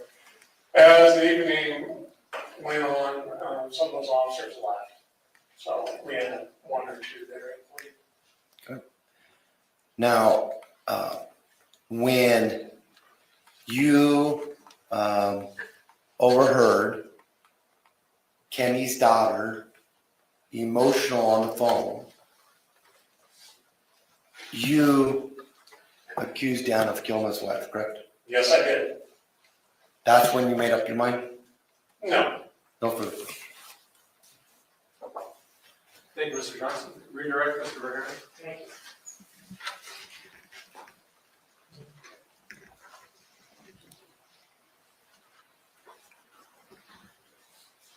Council asked you about in any of your reports that you mentioned, specifically one of the ones on February 2nd, whether or not Mr. Howard was looking at you in the eye. Remember that question? Yes. And you said no. Why is that? Why did I say no? He Why wasn't. didn't you mention it in your report?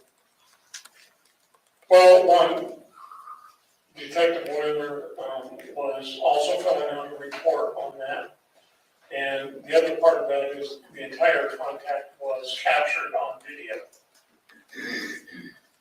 You also, in talking with council, mentioned that every law enforcement officer, every post-certified patrol officer in Idaho has at least so many hours of investigation. Is that accurate? Yeah, every police officer has so many hours of investigations that they receive at post. Can you give us a little more detail about that? Well, it's basic training in investigations. some agencies like Idaho State Police has additional investigative academy that they attend that is solely pertains to investigations. You patrol officers, Traffic, get trained in the basics, DNA, yeah, fingerprints, yes, ballistics. yes.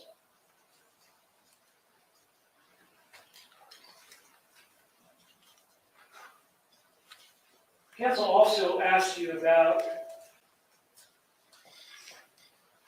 your report and whether or not you had mentioned that Mr. Howard put his hands in his pockets and vigorously wiggled them after he was braced with the GSR topic. Remember that question? Yes, Was there another deputy nonetheless that did document his report? yes. Who was that? Detective Darrell Oiler.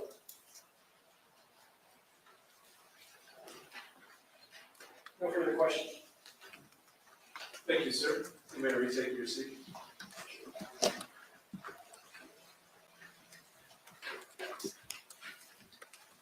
Next witness. Janice Wadsworth. Sorry, I can't quite hear you. Janice Wadsworth. Thank you.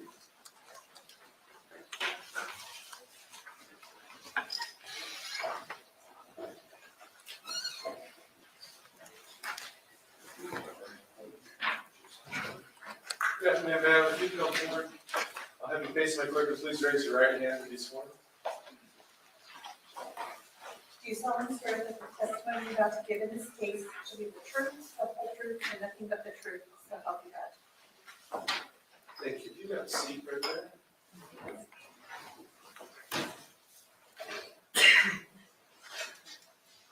Ma'am, As best you can, I'll just have you scoot forward a little bit, make sure you're talking to the microphone. Thank you. You may inquire, Ms. Morris? is she sworn in? She's sworn in, but I haven't gotten her name for the record. Ma'am, could you please state your name for the record, and would you spell that? Janice Wadsworth, Janice Wadsworth.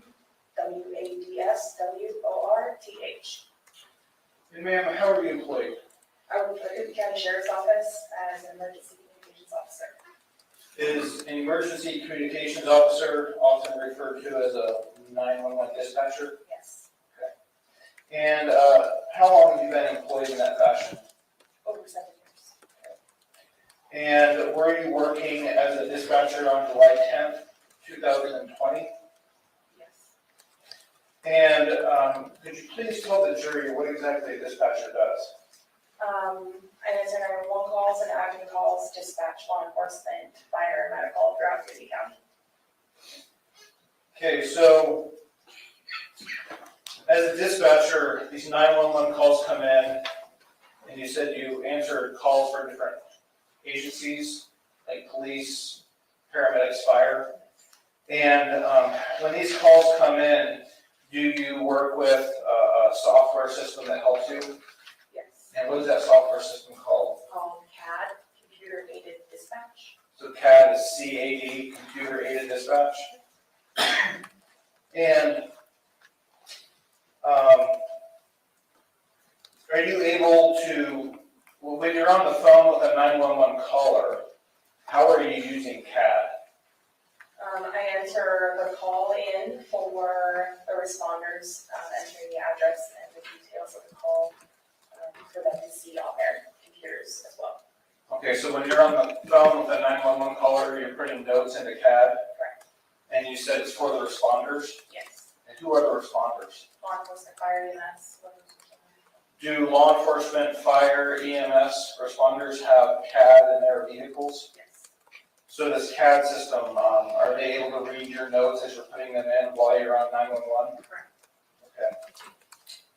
And so while you're on the phone with somebody calling 911, you're in constant communication with responders?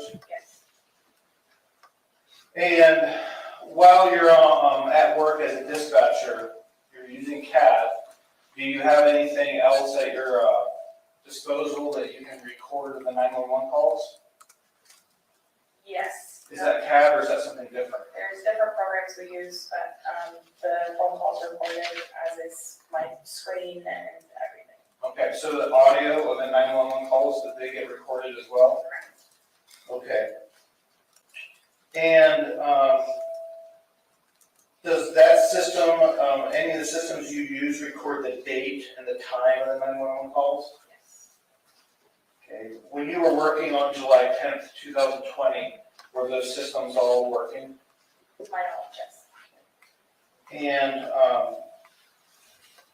did you receive a phone call, a 911 call on July 10th, 2020 from a Kendy Howard? Okay, and do you recall what time of the day that came in? At 9 p.m. 9 p.m. about? Okay.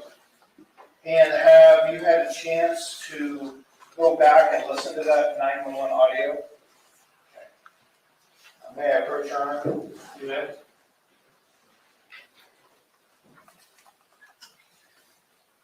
Ma'am, I'm showing you what's been marked as Plaintiff's Exhibit 4A. That's a CD, correct? Are you aware or familiar with the contents of that CD? Yes. And what is that? This is the 911 audio of the phone call you referenced. Okay. And have you had a chance to listen to that? Yes. And is it true and accurate to your knowledge? Yes. And I'm going to go ahead and talk to counsel real quick. Ma'am, I'm going to show you what's been marked as Plaintiff's Exhibit 4B. Are you familiar with that exhibit? Yes. And what does that appear to be? This is the, I'm sorry, I'm going to say script, but I don't know if it's the wrong word. Transcript? Transcript, yes. Transcript of Of what? the 911 call Of the 911 call? that we are. And have you had a chance to read that transcript while you're listening to the audio? Yes. And do they match? Yes. So you testified that the audio is accurate. Is the transcript accurate as well? Yes. Your Honor, I move to omit plaintiffs 4A and 4B at this time. Any objection? None, Your Honor. Those are admitted.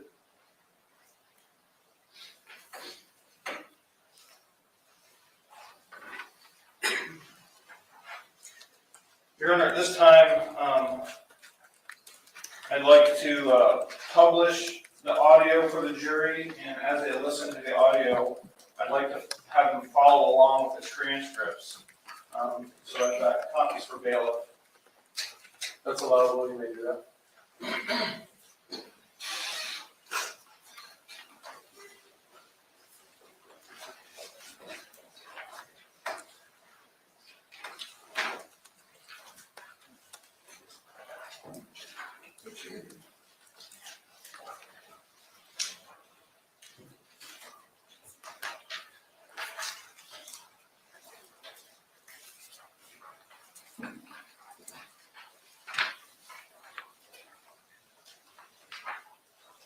Here's as if all the jury members have copies. Your Honor, may I publish the audio? You may.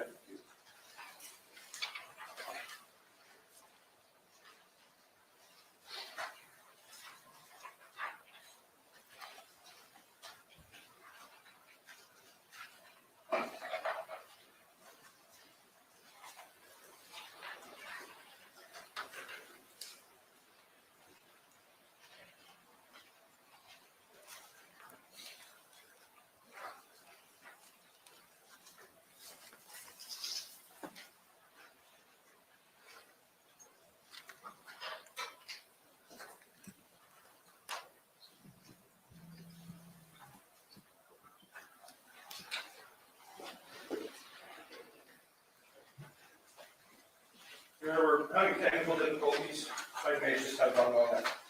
Sure. And while we're doing that, ma'am, when you were on the phone with this 911 caller, Ms. Howard, did you send responders to her location? Yes. And what responders were those? Fire EMS were en route as well as law enforcement. Okay, so sheriff's deputies and then fire and EMS? Okay.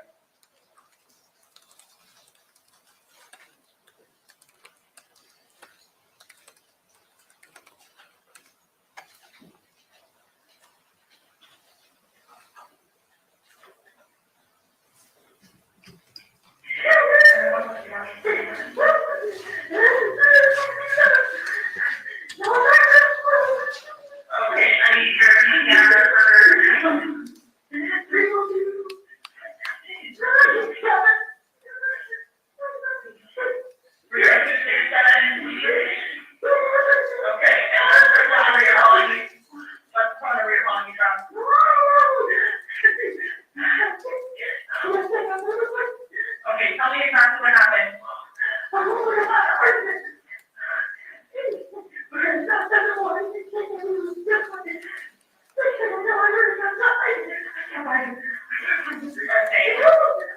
Okay, hold on, just a second, okay, hold on, just a second. Okay, I understand you can't find him, I heard you, you heard a gunshot, you can't find him, I don't know what was happening. What happened? Okay, I know you can't find him, but what, is he the one that shot the gun, or do you think he was shot? Okay. Okay.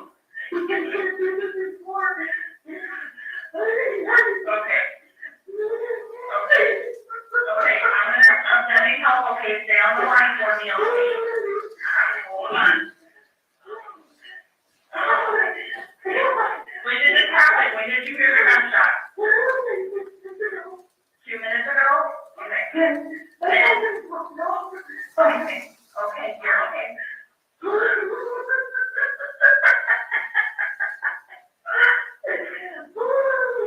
I'm getting them on the way, okay? What type of sound did you hear? Okay. You're doing okay. You're doing fine. Take a breath for me, okay? They're coming. I know. They're coming to help, okay? I need you to take a breath, okay? Good job.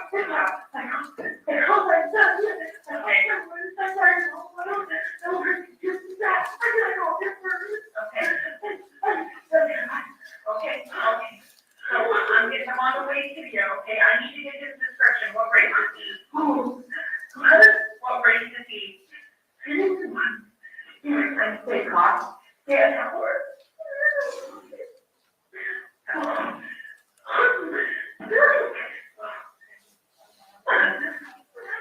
Okay, what, you said he's white, how old is he? 57. What's he wearing?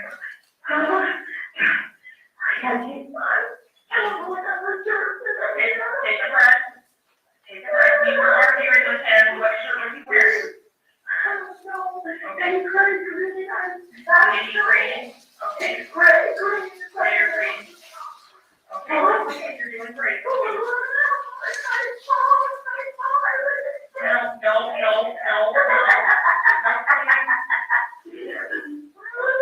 Okay, I need you to take a breath again, okay? I know you're scared, but what's his name? What is his name? Ken? Dan, and what's his last name? Howard? H-O-W-A-R-D? Okay. What's his date of birth? Okay, okay, I know. What's his phone number, honey?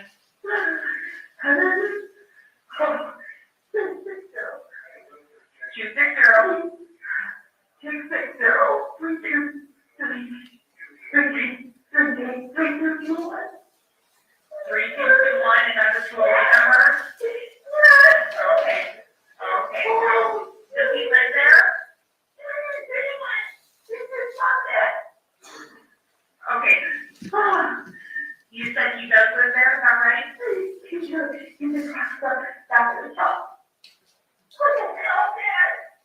he there? Do you see him? Is he okay? Is he okay? Is he walking? Is he, what's going on? Okay. He's walking out the door. Does he have a gun? Yes, is he a suspect? The door is against us. Okay. Is he talking to you, or are you getting suspended? No, okay. Okay. Can you yell at him, tell him you're on the phone with 911?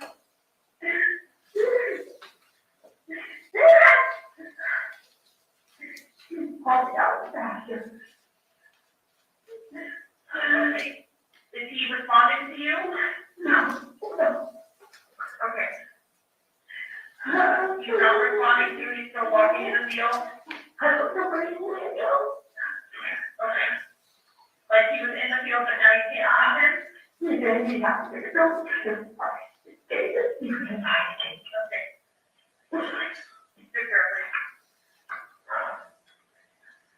Yeah. Okay, so he was in the field last time you saw him?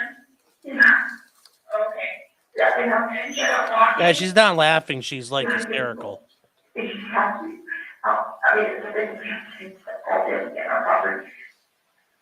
so he's okay? Okay.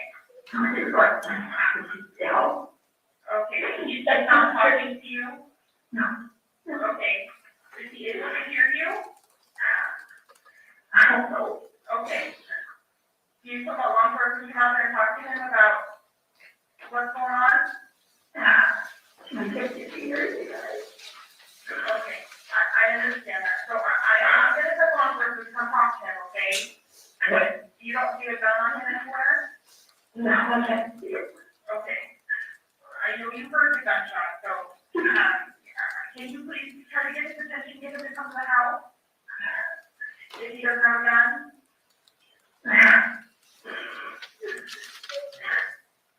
Yeah, can you get there? Is he listening to you? Okay, okay. I'm just gonna have you go back to the house, okay?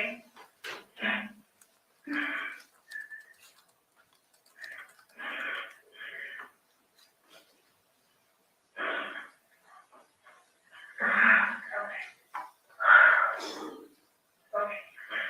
Well, it's good he's okay. You're getting law enforcement coming to talk to him, okay? Hold on just a second. County County amplifier, he's in the field, he's just not talking to her, he's walking around. Okay.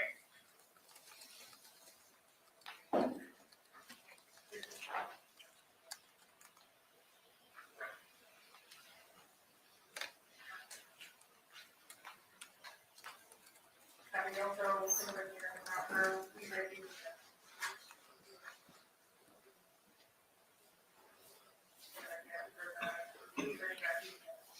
Okay, are you already off the danger right now? Are you still there? Can you hear me? Sam?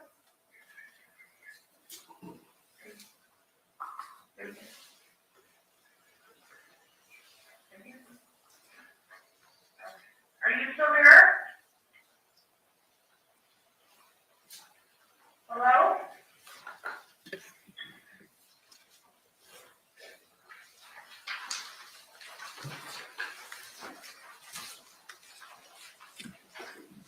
Your Honor, this time I have no further questions from this witness. Thank you, Ms. Mortensen. Cross-examination. Briefly, Your Honor. Good afternoon. So this was 7/10 of 2020? Okay. And you canceled fire and EMS, is that right? Law enforcement still showed up that day? Okay. No further questions, thank you. Nothing further. Okay. Thank you, ma'am. You may step in.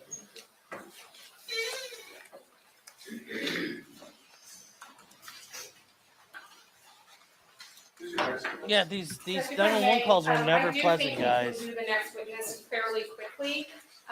However, in the interest of time, not excusing the jury, we could just have just a very brief sidebar before we call that witness. Sure.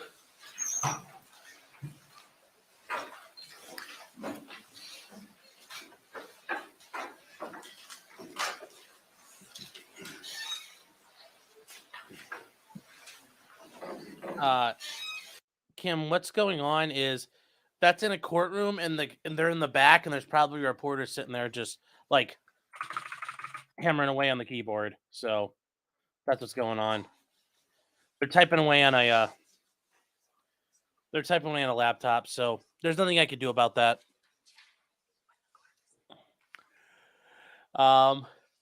Yeah, there's nothing for that 911.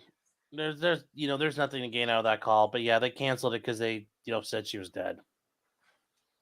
So not a whole lot yet so far. Yeah, 164 on Twitter. Oh wow! Thank you to everybody out here on Twitter watching. I appreciate that. Holy cow! Thank you guys. I love my typewriter. Yeah, Ting, Call zzzt. Andrew Mohawk. Yes, that's For the jury, I figured let's just keep on pressing through and we'll stop right at 5. Obviously, I'm not gonna keep you here past 5, so we'll stop in the middle of this witness's testimony. Take it back up again. Thank you, sir. If you could raise your right hand, be sworn in, please. Do you solemnly swear that the testimony you're about to give in this case will be the truth, whole truth, and nothing but the truth, so help you God? Thank you, sir. You have a seat.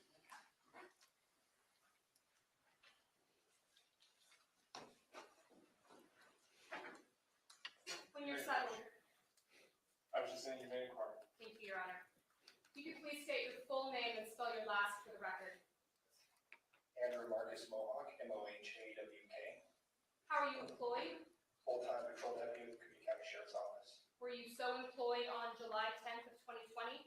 Yes, it was. At that time, were you a post-certified patrol deputy? I was. And is that standard law enforcement certification? oh shit. Sorry, guys. Yes, ma'am. Were you dispatched on that day to an address in Athol? I was. Do you recall that address? I do. What is it? 30276 North Lee Bridge. Do you recall what time of day you were dispatched? I believe I was dispatched just before 9 p.m. Why were you dispatched to that address? The call initially came out as a possible suicide attempt. When you arrived on scene, who did you make contact with? I had made contact with the reporting party, Kendy. Who else was on scene when you arrived? I believe her son, Wyatt Howard, was on scene as well. Was there another individual that you attempted to make contact with? Yes, ma'am. Who was that? I attempted to make contact with Daniel Howard. And was that based on the information that you had received? Yes, ma'am. Can you describe the efforts that you made to have contact with Daniel Howard? Yes, a cell phone number was provided during the initial intake of the call, so I attempted to call that provided phone number twice. When you made contact with Kendy Howard, what observations did you make of her demeanor? Initially, I noticed she was distraught, and I believe she had just gone through something traumatic, and she was crying during the first contact. When you made contact with her, you stated that this was about 9 p.m. in July, is that correct? That's correct. I believe when I arrived around 9:30, Did you have made contact with her outside or inside? outside. What was the weather, and by that I really mean the lighting like at that point? Very low light. Were you able to make clear observations of the surrounding property? I wouldn't say clear. I could see tree lines in a field, but no, Did you ever go into the residence to look for Daniel Howard? I did not. Did you go into a shop or other outbuildings to look for Daniel Howard? No, ma'am. Did you ever observe either Wyatt Howard or Kendy Howard make contact with Daniel Howard? I did not. When you interacted with Kendy Howard, do you recall how she was dressed? I don't.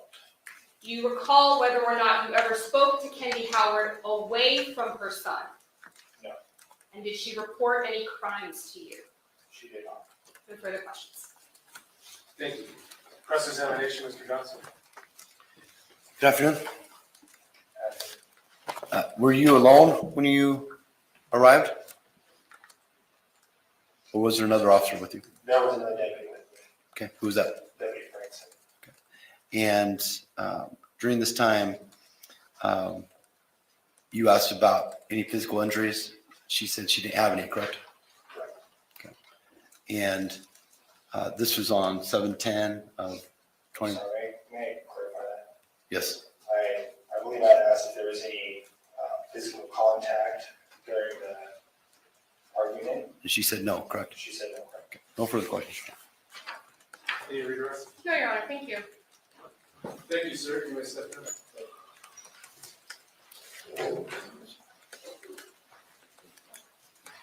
I would stop at this juncture. All right, all right. Went faster than I thought, but we'll, rather than take another witness with 7 minutes to go. We'll just break at this time for the day.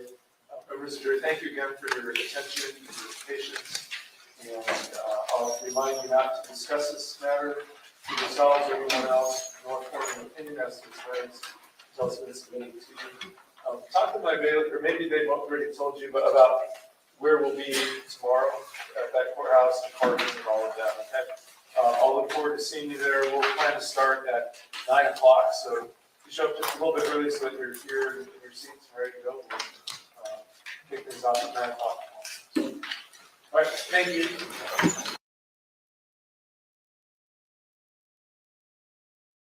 All right, guys, that's the end of day 1.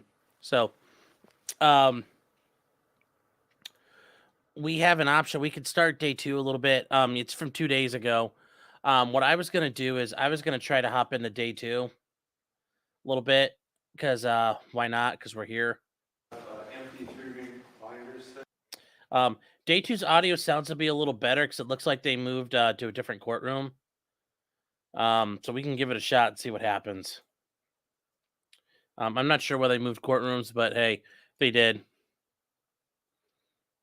Idaho doesn't waste a lot of time, unlike New Mexico. So we're going to get into day 2 here. So let me see.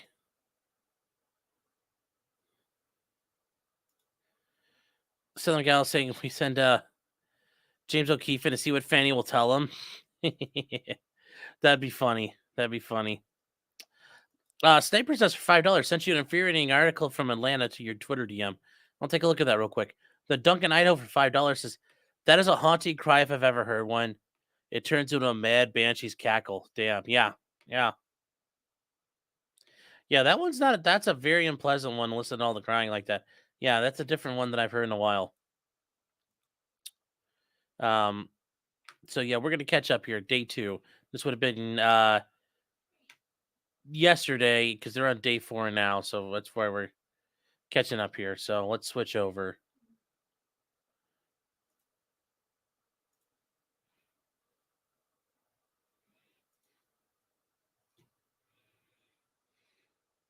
He looks like the guy from Righteous Gemstones, doesn't he, BJ? At least he does to me.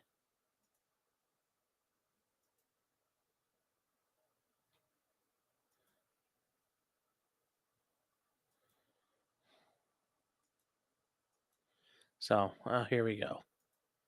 You're going to be receiving a lot of documentary exhibits and so forth, and so those are for your convenience that you can put exhibits in your folders or everything. I guess I was wrong about the audio being fixed. I guess this courtroom just sucks. In person, I bet the acoustics are phenomenal. And it's on video where they're awful.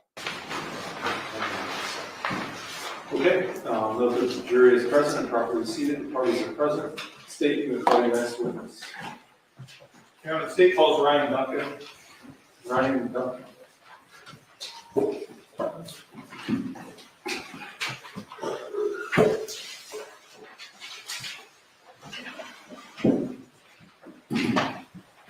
Morning, sir. You Ryan Duncan? Can you please step forward? Duncan, Idaho. I'm facing my clerk and raise your right hand to be sworn. Do you solemnly swear that the testimony you're about to give in this case will be the truth, the whole truth, and nothing but the truth, so help you God? Thank you. I just want to say a housekeeping thing as well. Members of the jury, I know I told you earlier that I did allow media coverage of this, but that you wouldn't be videoed, and that's still true. I know you're seeing that Zoom picture right there, and you're on that Zoom picture. Just so you understand, the Zoom is just to capture the courtroom. My law clerk is joining by Zoom, sometimes helps me. And then the attorneys are going to be showing you exhibits on Zoom.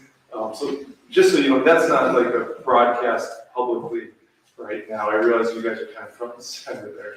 But I want you to know, broadcast Apparently he likes the Roman salute. Publicly right now. I realize you guys are kind of front and center there. But I want you to know that's really a tool for us to use while we're here in the court. Okay. Can we approach this briefly, Rob? Sure. Approaching briefly again. Let's do this. We're going to briefly approach. We're approaching about approaching.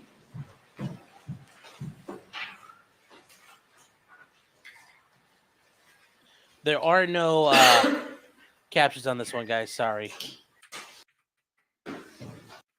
Technology, video, so that it'll just be used by the parties for exhibits, and audio will be available to like my law enforcement.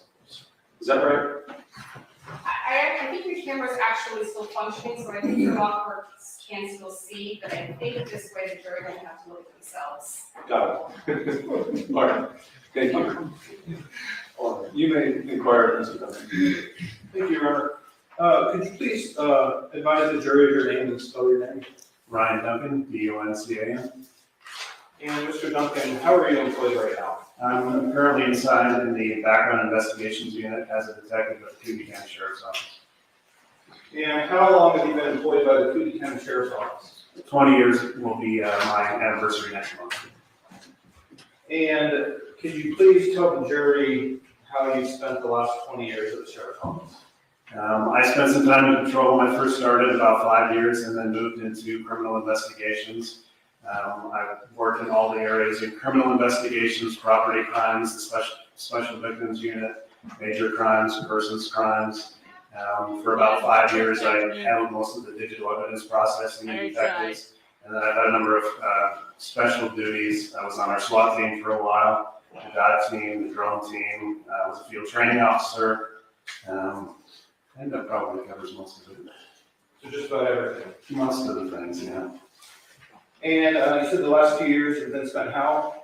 The last year and a half, I've been working as a pre-employment background investigator, so I do the background investigations underneath others.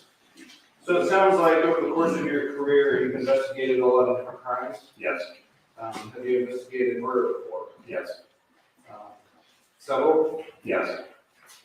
And throughout your career,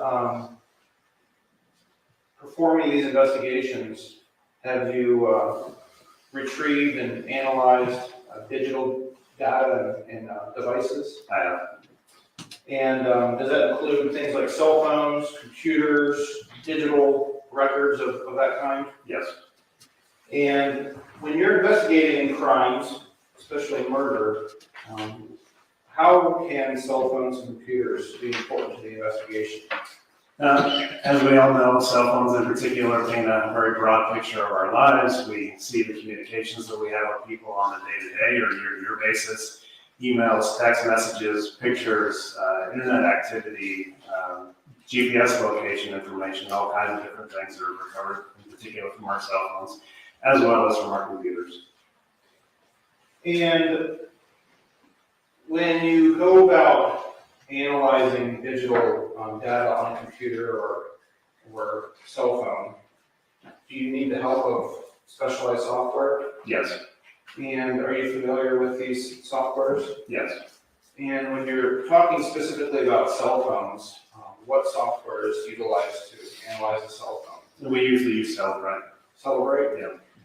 And are you having become familiar with how to use Celebrate over the course of your career? Yes. And explain to the jury how you become familiar with how to use Celebrate. We've had the program for approximately 2.5 years. I've been to a number of trainings that cover the handling and processing of digital evidence. I would guess that at this point I probably have processed a couple hundred different cell phones and various other electronic devices that we use the program for. These trainings, who have been put on by? A variety of companies. There's a number of different law enforcement training companies that provide training, but some have been by Celebrite, some have been by another company called Magnet, which produces a product called Axiom, which we also use. And can you walk the jury through how you would take a cell phone and use Celebrite to analyze what's on it? So once we identify or try to identify the type of phone, the program basically walks you through the steps that you need to take before you process the phone. There's a pack of cables that are provided with the software that the software will advise you what set of cables you have to use to process a particular type of phone. And then you basically get instructions throughout the process from the program of what you need to do next, and it will advise when the data has been extracted from the device. You can see there's different cables, like, is there like one for an iPhone and one for a Samsung and stuff like that? There's actually quite a few more than that. Most of the iPhones are usually processed with the same cables, but especially a lot of the various Samsung and Android devices are processed with a large variety of other cables. Now,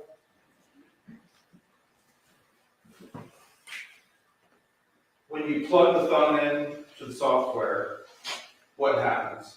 Generally speaking, the software is able to recognize what phone type it is once you plug it in. That's not always the case, and then you have to troubleshoot that. But generally speaking, it's able to recognize the type of device that it is.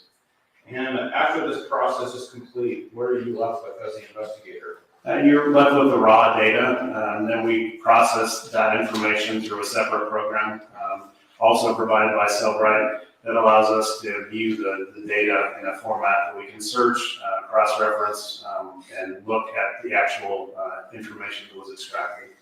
And what kind of steps can you take to make sure that the data and the searchable material is consistent with what was on the phone? We can also review the contents of the phone. So you see what the program has been able to extract and produce into the report format, and then go back onto the device and see what's there as well. Check for similarities, consistencies, make sure they're the same thing? Yes. And are you familiar with the investigation surrounding the death of Kendy Howard? Yes. And have you had a chance to review that investigation, the police reports and the evidence that was collected as part of that investigation? Yes, at least the portions that I was involved in. So you were involved with processing or reviewing some of the evidence? Yes. Are you aware of whether or not cell phones were collected as evidence in, surrounding her death? Yes. How many cell phones? 2. And can you describe for the jury those cell phones? There was a Samsung Galaxy Note 8 and an iPhone 11 Pro Max that were both collected. And did you search those phones? Did you use Cellbrite to analyze those phones? I did. And before you did that, what did you do? I take a search warrant to search those phones, and then once that search warrant was authorized, I performed the extractions and then the processing of the data. And on those phones, did you find any evidence that social media was used, like Facebook? Yes. And did you do anything with regards to Facebook before you searched that? Yes, I also wrote a search warrant for the Facebook page of Kendy Howard and served that on Meta, the parent company for Facebook, and sometime later they then provided the records that I requested in that search warrant. Just for Kendy? Yes. Okay. And so the process of getting the data off the phone, is there other terms for that? Extraction and dump are probably the 2 most common terms that are used. Okay. So basically you're extracting the data, Yes. and then another way to phrase that is you're dumping the phone? Yes. So when you hear a phone dump or a cell phone extraction, are they the same thing? Yes. Okay. And so, so you extracted the data off the iPhone and the Samsung, correct? Correct. And you went through that data. Were you able to go through that data and determine who those phones belong to? Yes. And what about the data gave you the ability to determine whose phones those were? On both phones, there was quite a few personal pictures, things that people would typically describe as selfie-type images that made the phones fairly easy to determine who they belong to. There was also various contacts that were stored on the phone, as well as some account information. It depended on the particular phone. And with respect to the iPhone, who were you able to determine that phone belonged to? Kendy Howard. And the Samsung? Dan Howard. Are these the only 2 phones that were collected as evidence in this case? They were the only 2 that were collected as evidence. There was also an additional phone that was processed but not collected as evidence. Okay. So when we speak of an iPhone in this case, that's Kendy's iPhone? Yes. And when we speak of the Samsung, that's Dan's? Yes. Would you recognize these phones again if you saw them? I would. May I approach, Your Honor? You know,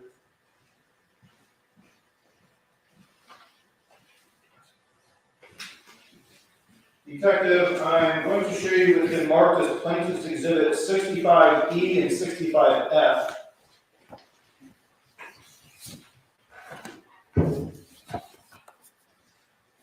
And are you familiar with those exhibits? yes. And what do those exhibits appear to be? These appear to be images of Kendy Howard's iPhone. And then the same phone you analyzed or dumped? Yes.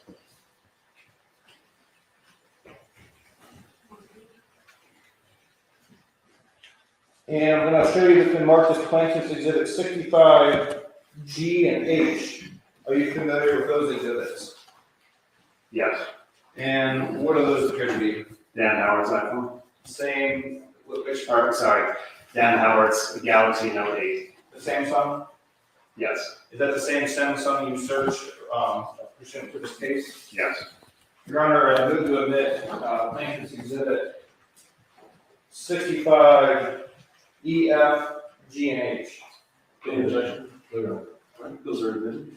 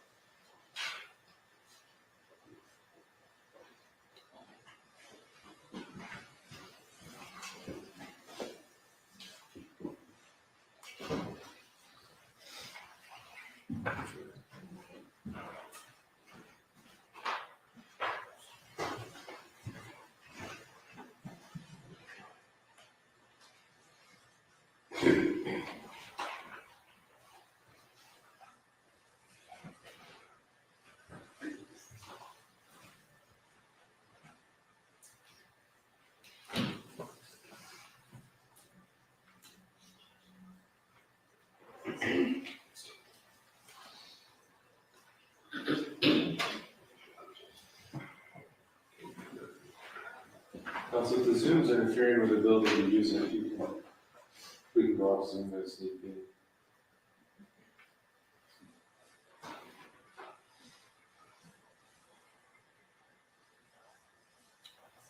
Oh my gosh, come on, let's go, court.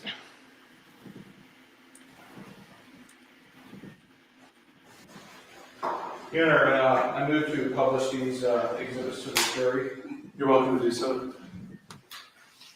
Man, the Celebrite Members of the jury, crap just is take a look at garbage. the exhibits and then pass them down so everybody has a chance to vote.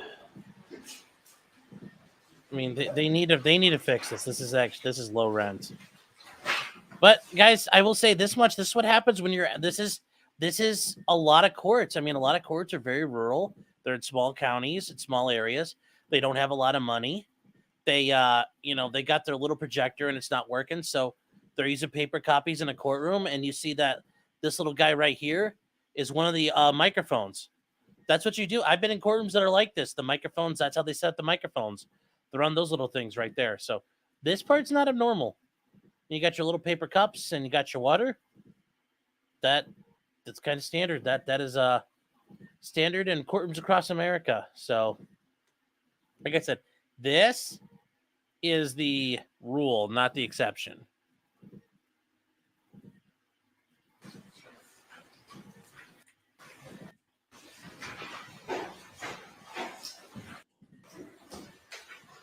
Actually, why don't I shortcut it and we'll put those up on the elbow. It looks like they got it working. We're at 1.15. The record, I'm now publishing 65 E.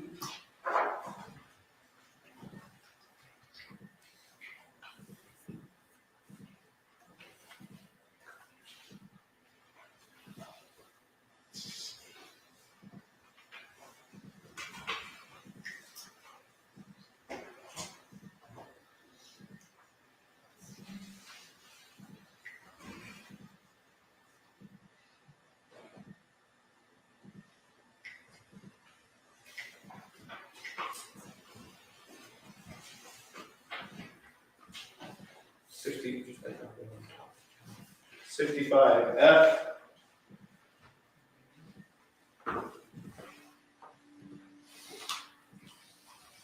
65G. And 65H.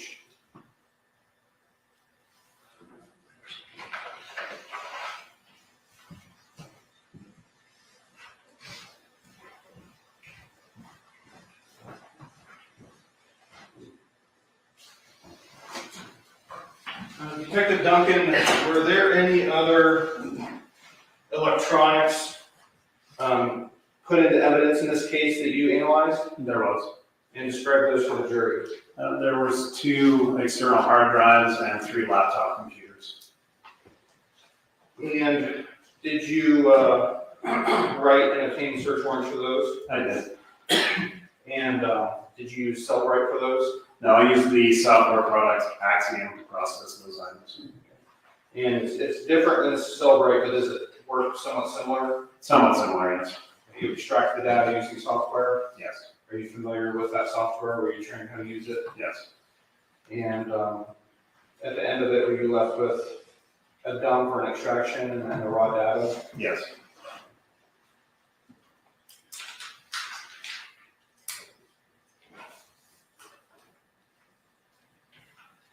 Detective Duncan, I think that's the last question I have for you. I appreciate your time today. Thank you. Cross-examination. Okay. One. So on the Cellbrite reader, it's a program like Windows that gives you a bunch of options so you don't have to code it yourself, right? The Cellbrite reader? Yes. Yes, the program basically walks you through the steps on what to do next, depending on the device. So for instance, the program allows you to search for different types of content, right? Once the extraction is complete and the data has been processed, then yes, you can go through and search for the various types of content. And you can tag, like for instance, different messages and extract just what you tag, right? Yes. And you can look at a timeline. That's an option that you can look at a timeline of a phone, right? Yes. And additionally, you can look at pictures, images, anything that's on the phone just by clicking certain buttons. Correct. Now, when you have it in the reader and then you print it into another document, that user is selecting what to print, correct?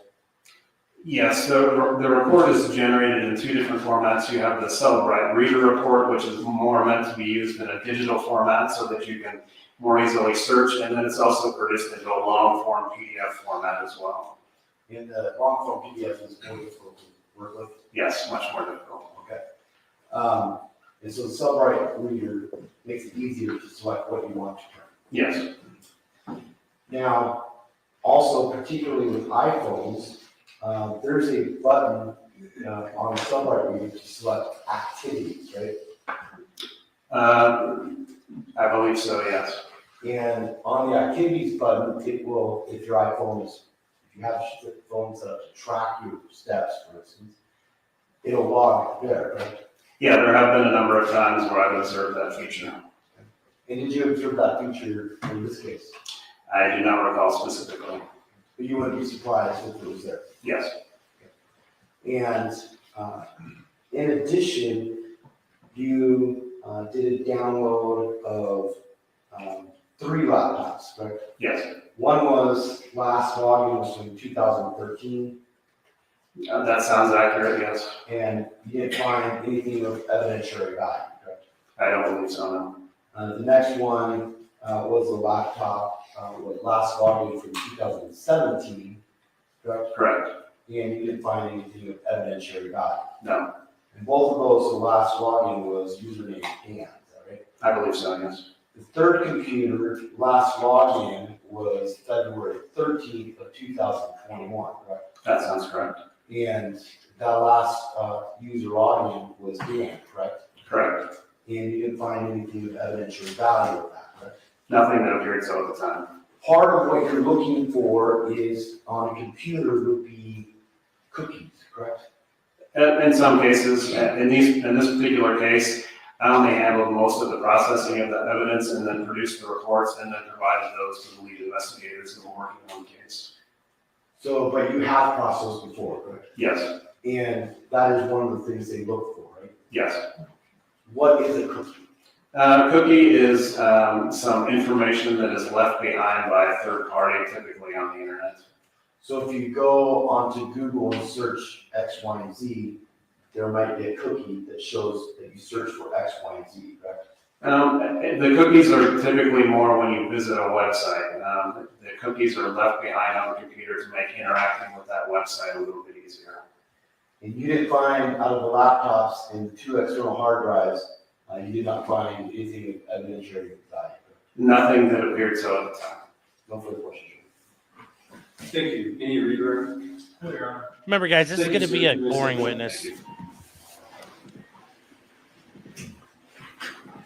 Remember, the Cellbrite guy is always going to be a boring witness. So I pull it off the phone, and yeah. So hopefully we're getting a little more investigation stuff coming up here, guys.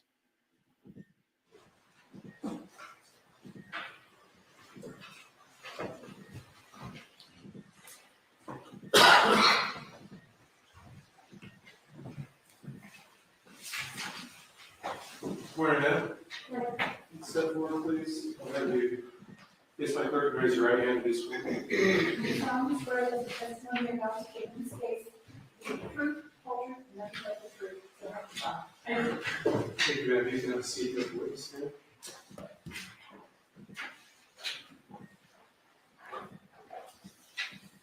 You may inquire. Please state your full name and spell your last for the record. Michelle Marhofer, M-A-R-H-O-E, F like Frank, E-R. Do you typically go by Michelle? I'm sorry, Do you typically go by Michelle? I do not. What do you go by? Mickey, And what is your occupation? I am the Chief Criminal Investigator for the Kootenai County Prosecuting Attorney's Office.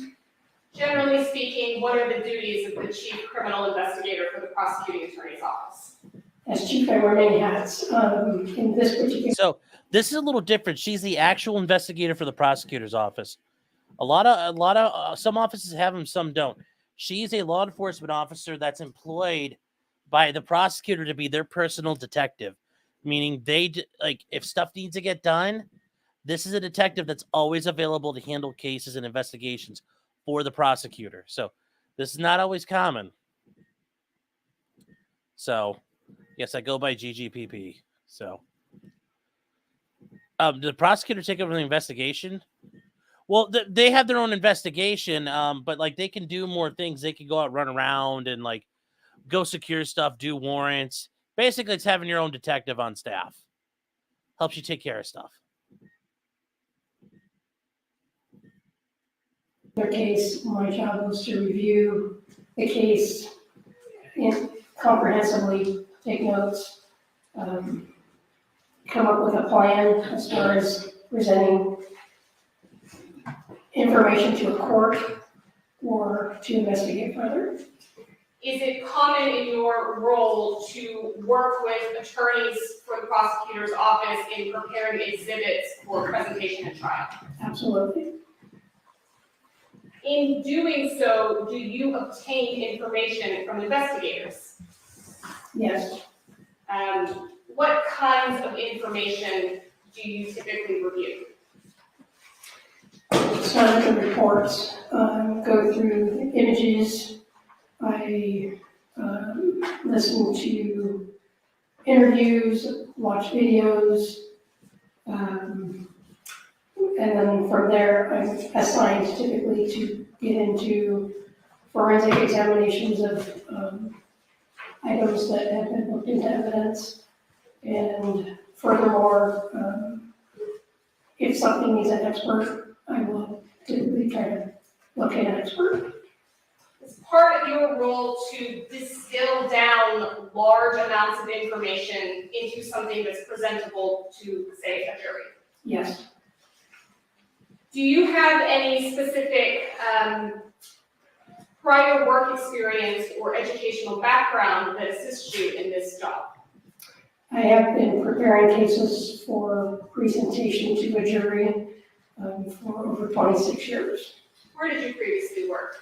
I worked for the San Bernardino County District Attorney's Office in Southern California, How long did you work for them? 19 years, How long have you been with Kootenai County? just over 7. What about any sort of educational or training background? Lots of job-related education regarding evidence, procedures, forensic training in both video and computer examinations. My education is some college. I have a certificate from San Bernardino Valley College in criminal justice, and then just lots of little smaller classes I've taken through the years regarding preparing cases for courtroom technology. Ms. Marhofer, you are not a law enforcement officer, is that correct? Correct. Do you write search warrants? No, Do you issue search warrants? no, Do you process data that is procured through search warrants? yes, Were you brought in to assist on the case involving Kendy Howard's death?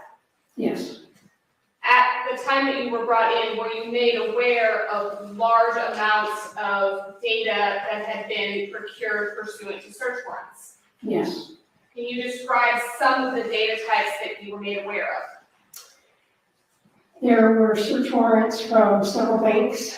There were several what we call a phone dump, or an extraction of the data from the phone. There were hours and hours of video. And also search warrant from Facebook. Were there also photographs that were taken pursuant to search warrants? Yes. Let's talk first about the data that was procured via search warrants as it relates to the phones or other digital media. Were you made aware that there were search warrants associated with phones and digital media? Yes. In what form was that information provided to you? It was provided to me in 2 forms. Each phone was dumped. I had a very large PDF document that I could go through and review, and I could also launch the Cellbrite viewer and basically examine and go through the phone on my own. What you were provided, did that allow you the opportunity to, say, edit, delete, or otherwise tamper with the raw data? No, What were you allowed to do with that data? just view it and extract it. I'm sorry. How much data are we talking about? Oh, I don't remember the size of the actual phone extractions, but for measurement's sake, one of the PDF reports was almost 40,000 pages. Are phone extractions typically extremely long files? Depends on the phone. Were you also provided contents of search warrants that were done on Facebook? I was. Having received both the data that was dumped from the phones as well as the Facebook data, were you able to review those? Yes, Were you able to compare those? And by that I mean, were you able to look at them to see if there was any data that was present in both? yes, Was there? yes, In looking through the phone data, were you able to make any determinations about ownership? yes, Were you able to determine whether a particular phone belonged to Kendy Howard? yes. How did you do that? Initially, I just started going through the phone looking for things that would identify a person, meaning their names on the accounts, the phone number. Hey, chat, I forgot. I have at 4:30, McKinley over at Legally Live asked me if I come over and be on her show a couple days ago. So at 4:30, I have to go over there. So we're going to have to stop this in a couple of minutes anyway. My apologies on that. You know, we only got 30 minutes in, so. Costco says this case isn't enough drama. Remember, it always starts as a slow burn. These cases always start off slow. There's always the garbage you don't want to hear about. Okay, yeah, we went to the cell phone and she did some basic investigating. Part of the reason why this case probably ended up in the prosecutor's office, it was 2 years since the murder till indictment. So, also, I did some checking and This is Stanley Mortensen. He is the prosecutor for Kootenai County, not Cooter in Kootenai County, Idaho. So, just want you guys know we're only going to go for a little bit longer. So, Previously provided to me through police reports, photographs, selfies, those types of things. I just gather everything that I can to help me to identify who that phone belonged to. Among the data that was on the phone, was there sufficient information for you to conclude that that was Kendy Howard's phone? Absolutely. Were you able to determine whether that phone contained data that was from Facebook, the Facebook Messenger application, or something that was within that Facebook program? Yes, Do you remember specifically what that was? Facebook. There was Instagram and I think Snapchat. Were you able to determine that she used several applications and other online platforms? Yes, And again, were you able to match the Facebook message information on the phone to what was also obtained via search warrant from Facebook directly? yes,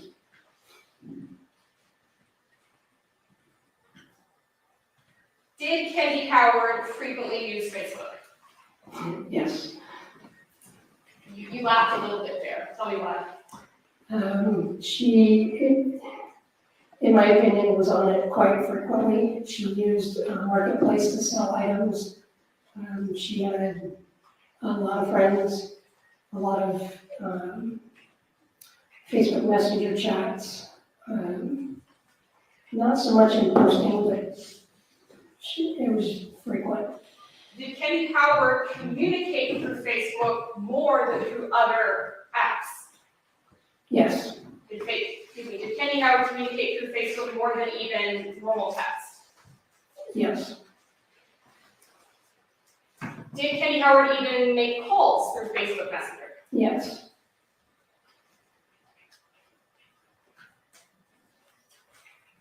Did you review large portions of Facebook Messengers or other information contained within Facebook as it related to the relevant timeframes of this case?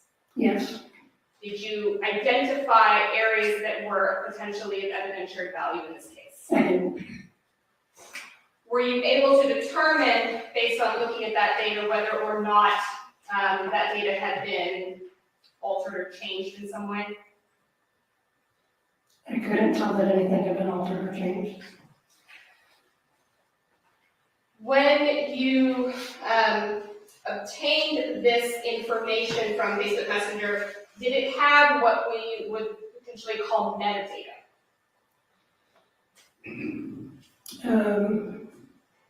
Nothing that I analyzed, but potentially there could be some there. Did it have associated dates and times? It did. Was there anything about those dates and times that that you did change?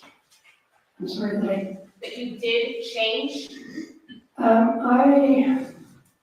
So the phone number, the extraction was in GMT, which is -0. We live in Pacific Standard Time, which is -8. So on the Facebook Messenger stuff that I extracted, I did time and date calculations to show the actual date and time that those text messages were sent and received. And was that a simple calculation based on just essentially subtracting hours to obtain those dates and times? Yes, And the Facebook messaging information that was obtained from Facebook, did you have to do that same calculation? I did from Facebook. I didn't have to do anything in the phone. Okay.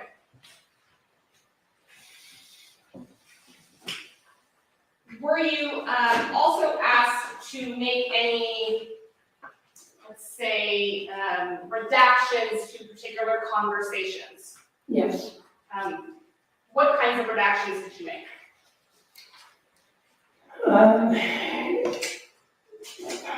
The only redactions that I made were to block out areas that were identified to me as being irrelevant or things that could not be used in court.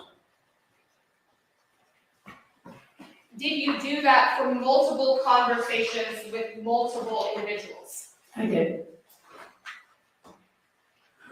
And again, were you identifying particular conversations that were of potential evidentiary value? Yes. Commissioner, approach the witness.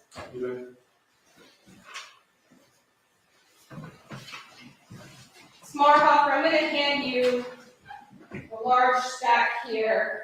For the record, this is Exhibit 41A through E, 42A and B, 44A and B, 40. That's a lot of exhibits. Holy 39A cow. through E, 37A through H. Generally, what are these? These are the Facebook messages that I extracted from the Facebook search warrant. Did you chop, redact, and time correct as you previously described on these messages? Yes. Did you make other alterations to these conversations? No.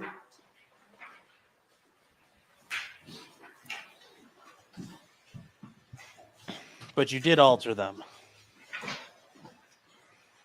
In the phone, you mentioned that there were photographs and selfies. Is that You correct? basically Yes. did say, what are those? Did you have the opportunity to review all of those? Yes. And did you locate things that appeared to be of evidentiary value? I did. Did those have associated metadata? Yes. And when I say metadata, what are we talking about? So metadata is a fingerprint, so to speak, for each photograph or item. The metadata in the phone told me the date and the time and the source. So if it was from that iPhone 11, it showed me it was from an iPhone 11. It will also give me any date or time that it may have been cropped. It's all the data, all the background information regarding that photo. Were you able to extract or otherwise download those images for presentation in court? Yes. Commissioner Approach? Amen. Again, Ms. Marhofer, I'm going to show you a large group of exhibits. These are going to be exhibits 27 through 36, as well as exhibit 76. Do you recognize these? Look through.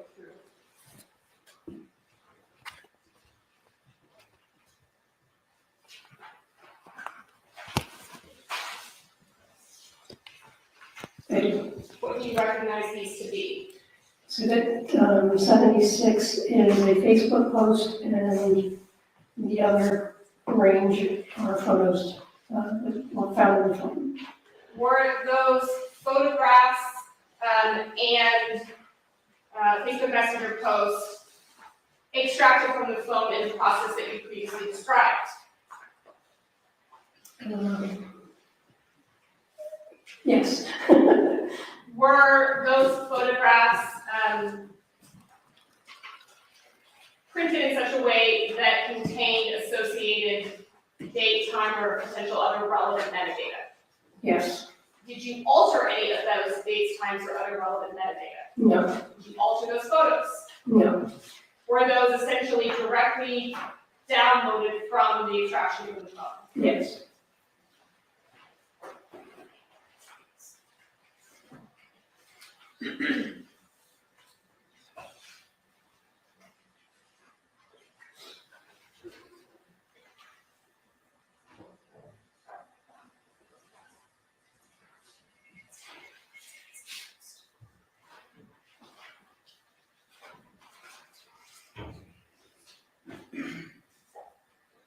At this time, I'm going to move to admit states 27 through 36 and exhibit 76.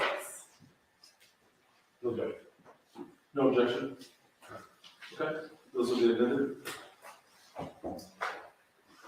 Ms. Markhofer, did you likewise locate conversations between Kendy Howard and Daniel Howard on the phone? I did. In what forms did Kendy Howard and Daniel Howard communicate? Both on Facebook Messenger and text. Did they communicate on both those applications with the same frequency? No. Good question. 4:30 my time Did or they her time? typically utilize one at a time essentially for a conversation? As I recall, yes. No. Typically, if they started a conversation in one format, they would stick with it. Were you able to likewise download those conversations from the phone? Yes, Were you able to identify potentially relevant portions of those conversations? yes, Were you able to Yes, Chad. It's 15 minutes from here. So correct yes. any dates that were not in Pacific time as needed? yes, Did you make any other alterations to those conversations other than crops and redactions may be required by court rule? no, Permission to approach the witness. You may.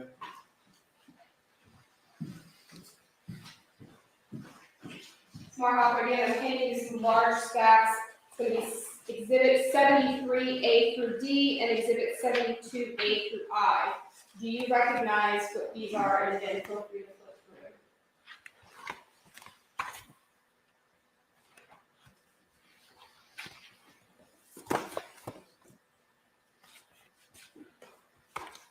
through? I do. Starting with 72, what do you recognize those to be? These are text messages between Kendy Howard and Daniel Howard. And exhibit 73? These are Facebook Messenger messages between Kendy Howard and Daniel Howard.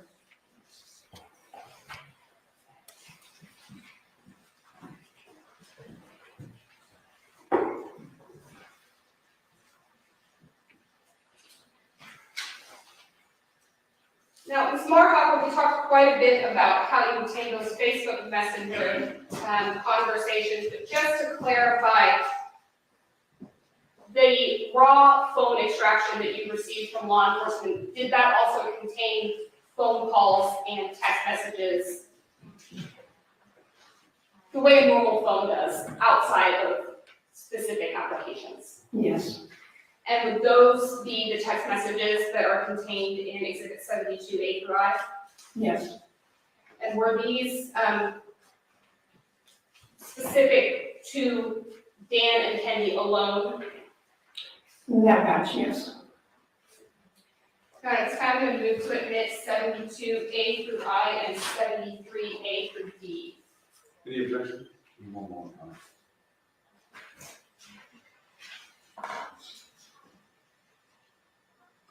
All right, guys, we're gonna stop it Those will be here. admitted. We're gonna stop it here just because these are all the Facebook pictures or Facebook posts. Hopefully we- Likewise, Ms. Markhofer, did Kendy Howard's phone contain records of phone calls? Yes, So we're gonna go through these phone calls and some of the stuff at the next point here. I'm gonna screenshot where we stopped at, and we'll probably start a couple minutes back tomorrow. But we need to stop because I got to go see McKinley over at Legally Live starting at 4:30. So I'm gonna redirect you guys over there in a second. That's it though. There's a good question here, and I wanted to answer this. Do I have to ask the judge for permission to approach the witness stand? Yes. You should always ask permission. If you're at your table and you want to leave your table, generally speaking, unless you're walking up to like a lectern. So let's say there's a podium next to you. Okay, cool. You can use that. You don't have to, you need permission to get to walk around. But if you want to walk around the well, and the well is that area inside the courtroom there.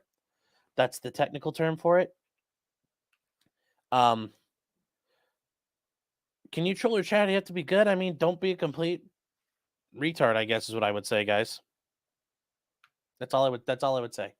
But as far as you do it out of courtesy, because the judge controls his courtroom. And you're saying, Judge, may I please approach this witness? Okay. May I approach the bench? So even when the judge holds out says oh, hey, you want to go over this? Like, I've been in court before, and the judge's like, hey, your client needs to sign this waiver of speedy time, or a waiver acknowledging his rights for an arraignment or something, whatever type of situation. Cool. And he'll hold it out. And I'll still say, Your Honor, may I approach? You do it out of respect, you do it out of courtesy. You always ask. Now, if you're going back and forth like she is, you might be able to get away with, Your Honor, may I be able to continuously approach this witness if I'm going back and forth with because she had a stack of shit she's going through. That judge might say look, if we're doing this, you have permission to continually reapproach this witness while she's up there. So that's, is it like a security issue? Not, it's not really a security issue because they're not worried that you're going to get it. They're not worried I'm going to attack them. It's more of just this is the concept of the judge. It is the judge's chambers. When you went to go into when you went to court in the medieval period and in England in the common law times, you were at the judge's place. After a while that progressed really far along to but the traditionally at the judge's chambers, that's where the judge lived, was there. So going to his chambers was a big deal. But being up inside the bar, yes, originally that would have been a security issue back in common law times. No, it's not. They're not worried. They're not worried I'm going to attack him. They're not the prosecutor's not going to fucking attack them. There's nothing like that. But no, this is more about courtesy and tradition than anything else. So there's all kinds of things there with that, and a lot of it's hierarchy. It's also judges. I would rather flatter them and then make them say, "Oh, don't worry about that." Then what you don't do is just assume you're good to go, because that's never a good idea. You're gonna have a bad day if you try it that way. I can promise you. So that is that question. Let's see if there's other things here. Joe Loy is saying that was a strange layout that courtroom was. To be fair, Joe, that really wasn't that weird of a courtroom. That's a lot of courtrooms in America. A lot of them are getting upgraded over time, but you're still you go out west, or even go to rural Ohio, you'll find courtrooms like that where they've got the filing thing and there's papers in it and shit like that. That's that's how the world is. That there's an entire world outside your door. And it's very different. It's very laid back. So yeah, that's not too, like I said, that's not too abnormal. This is a nicer bit of a courtroom, but I've seen courtrooms that are worse. I've seen courtrooms that are time forgot. It happens. And some of them are really freaking weird like that. I'm just saying. So that's all I'll tell you that.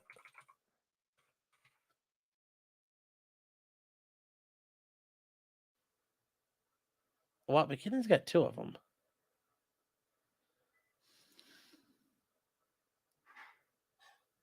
Okay. All right. So you guys are all set to go over to McKinley. Guys, we did the voting. And in case you guys were wondering, well, the vote totals were 54% for doing the normal show. So we are going to do a normal show tonight. I'm not going to sit there and scream at Joe Biden. There's only so much I can do there. So before I get bored. Did the court used to have a bar on the side stocked with liquor? No. The bar is actually the term, that railing separating, and I'm trying not to be an ass when I say this, you guys as normies from the court.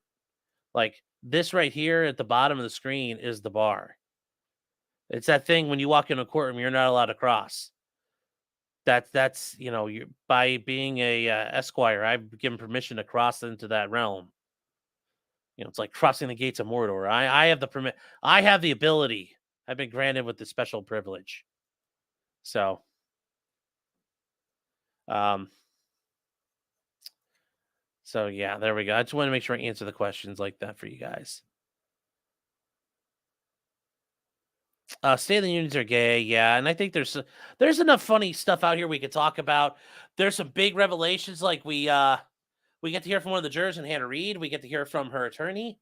We get to find out that apparently when they blew up that tanker truck in East Palestine, apparently didn't need to blow it up because everything was fine, but they blew it up anyway. Yay! And all kinds of stuff we could talk about. There's a lot of good things we can look at. We'll be doing that going forward. And go from there. So, yeah. So there's stuff we'll be able to talk about tonight, guys. I think it'll be a lot of fun. So I hope you guys join me. If you guys are new, we do that live show. I do it every Thursday night at 9:30. So tonight at 9:30 Eastern time, the only time zone that matters. We'll be doing it, having a lot of fun. And we'll be going usually about an hour and a half, 2 hours long. Try not to go too much longer than that just because it's, late.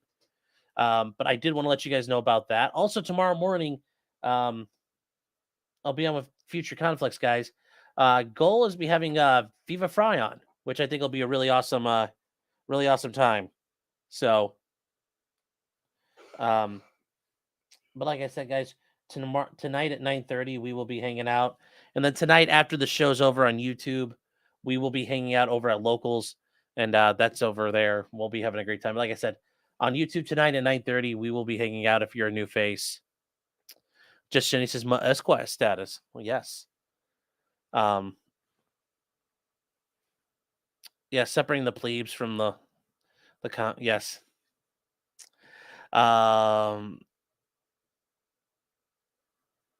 All Sean all day. It's Sean Demonium. Yes. Thanks again for the answers. Of course. And these are, I say this all the time. Don't be afraid to ask questions. I love answering them. There's no such thing as a dumb question. So we'll be at it again in a little bit, guys. So I'll see you over there with McKinley. And until next time, we'll be actually tonight. I'll see you guys tonight. Take care, chat. See you at 9:30.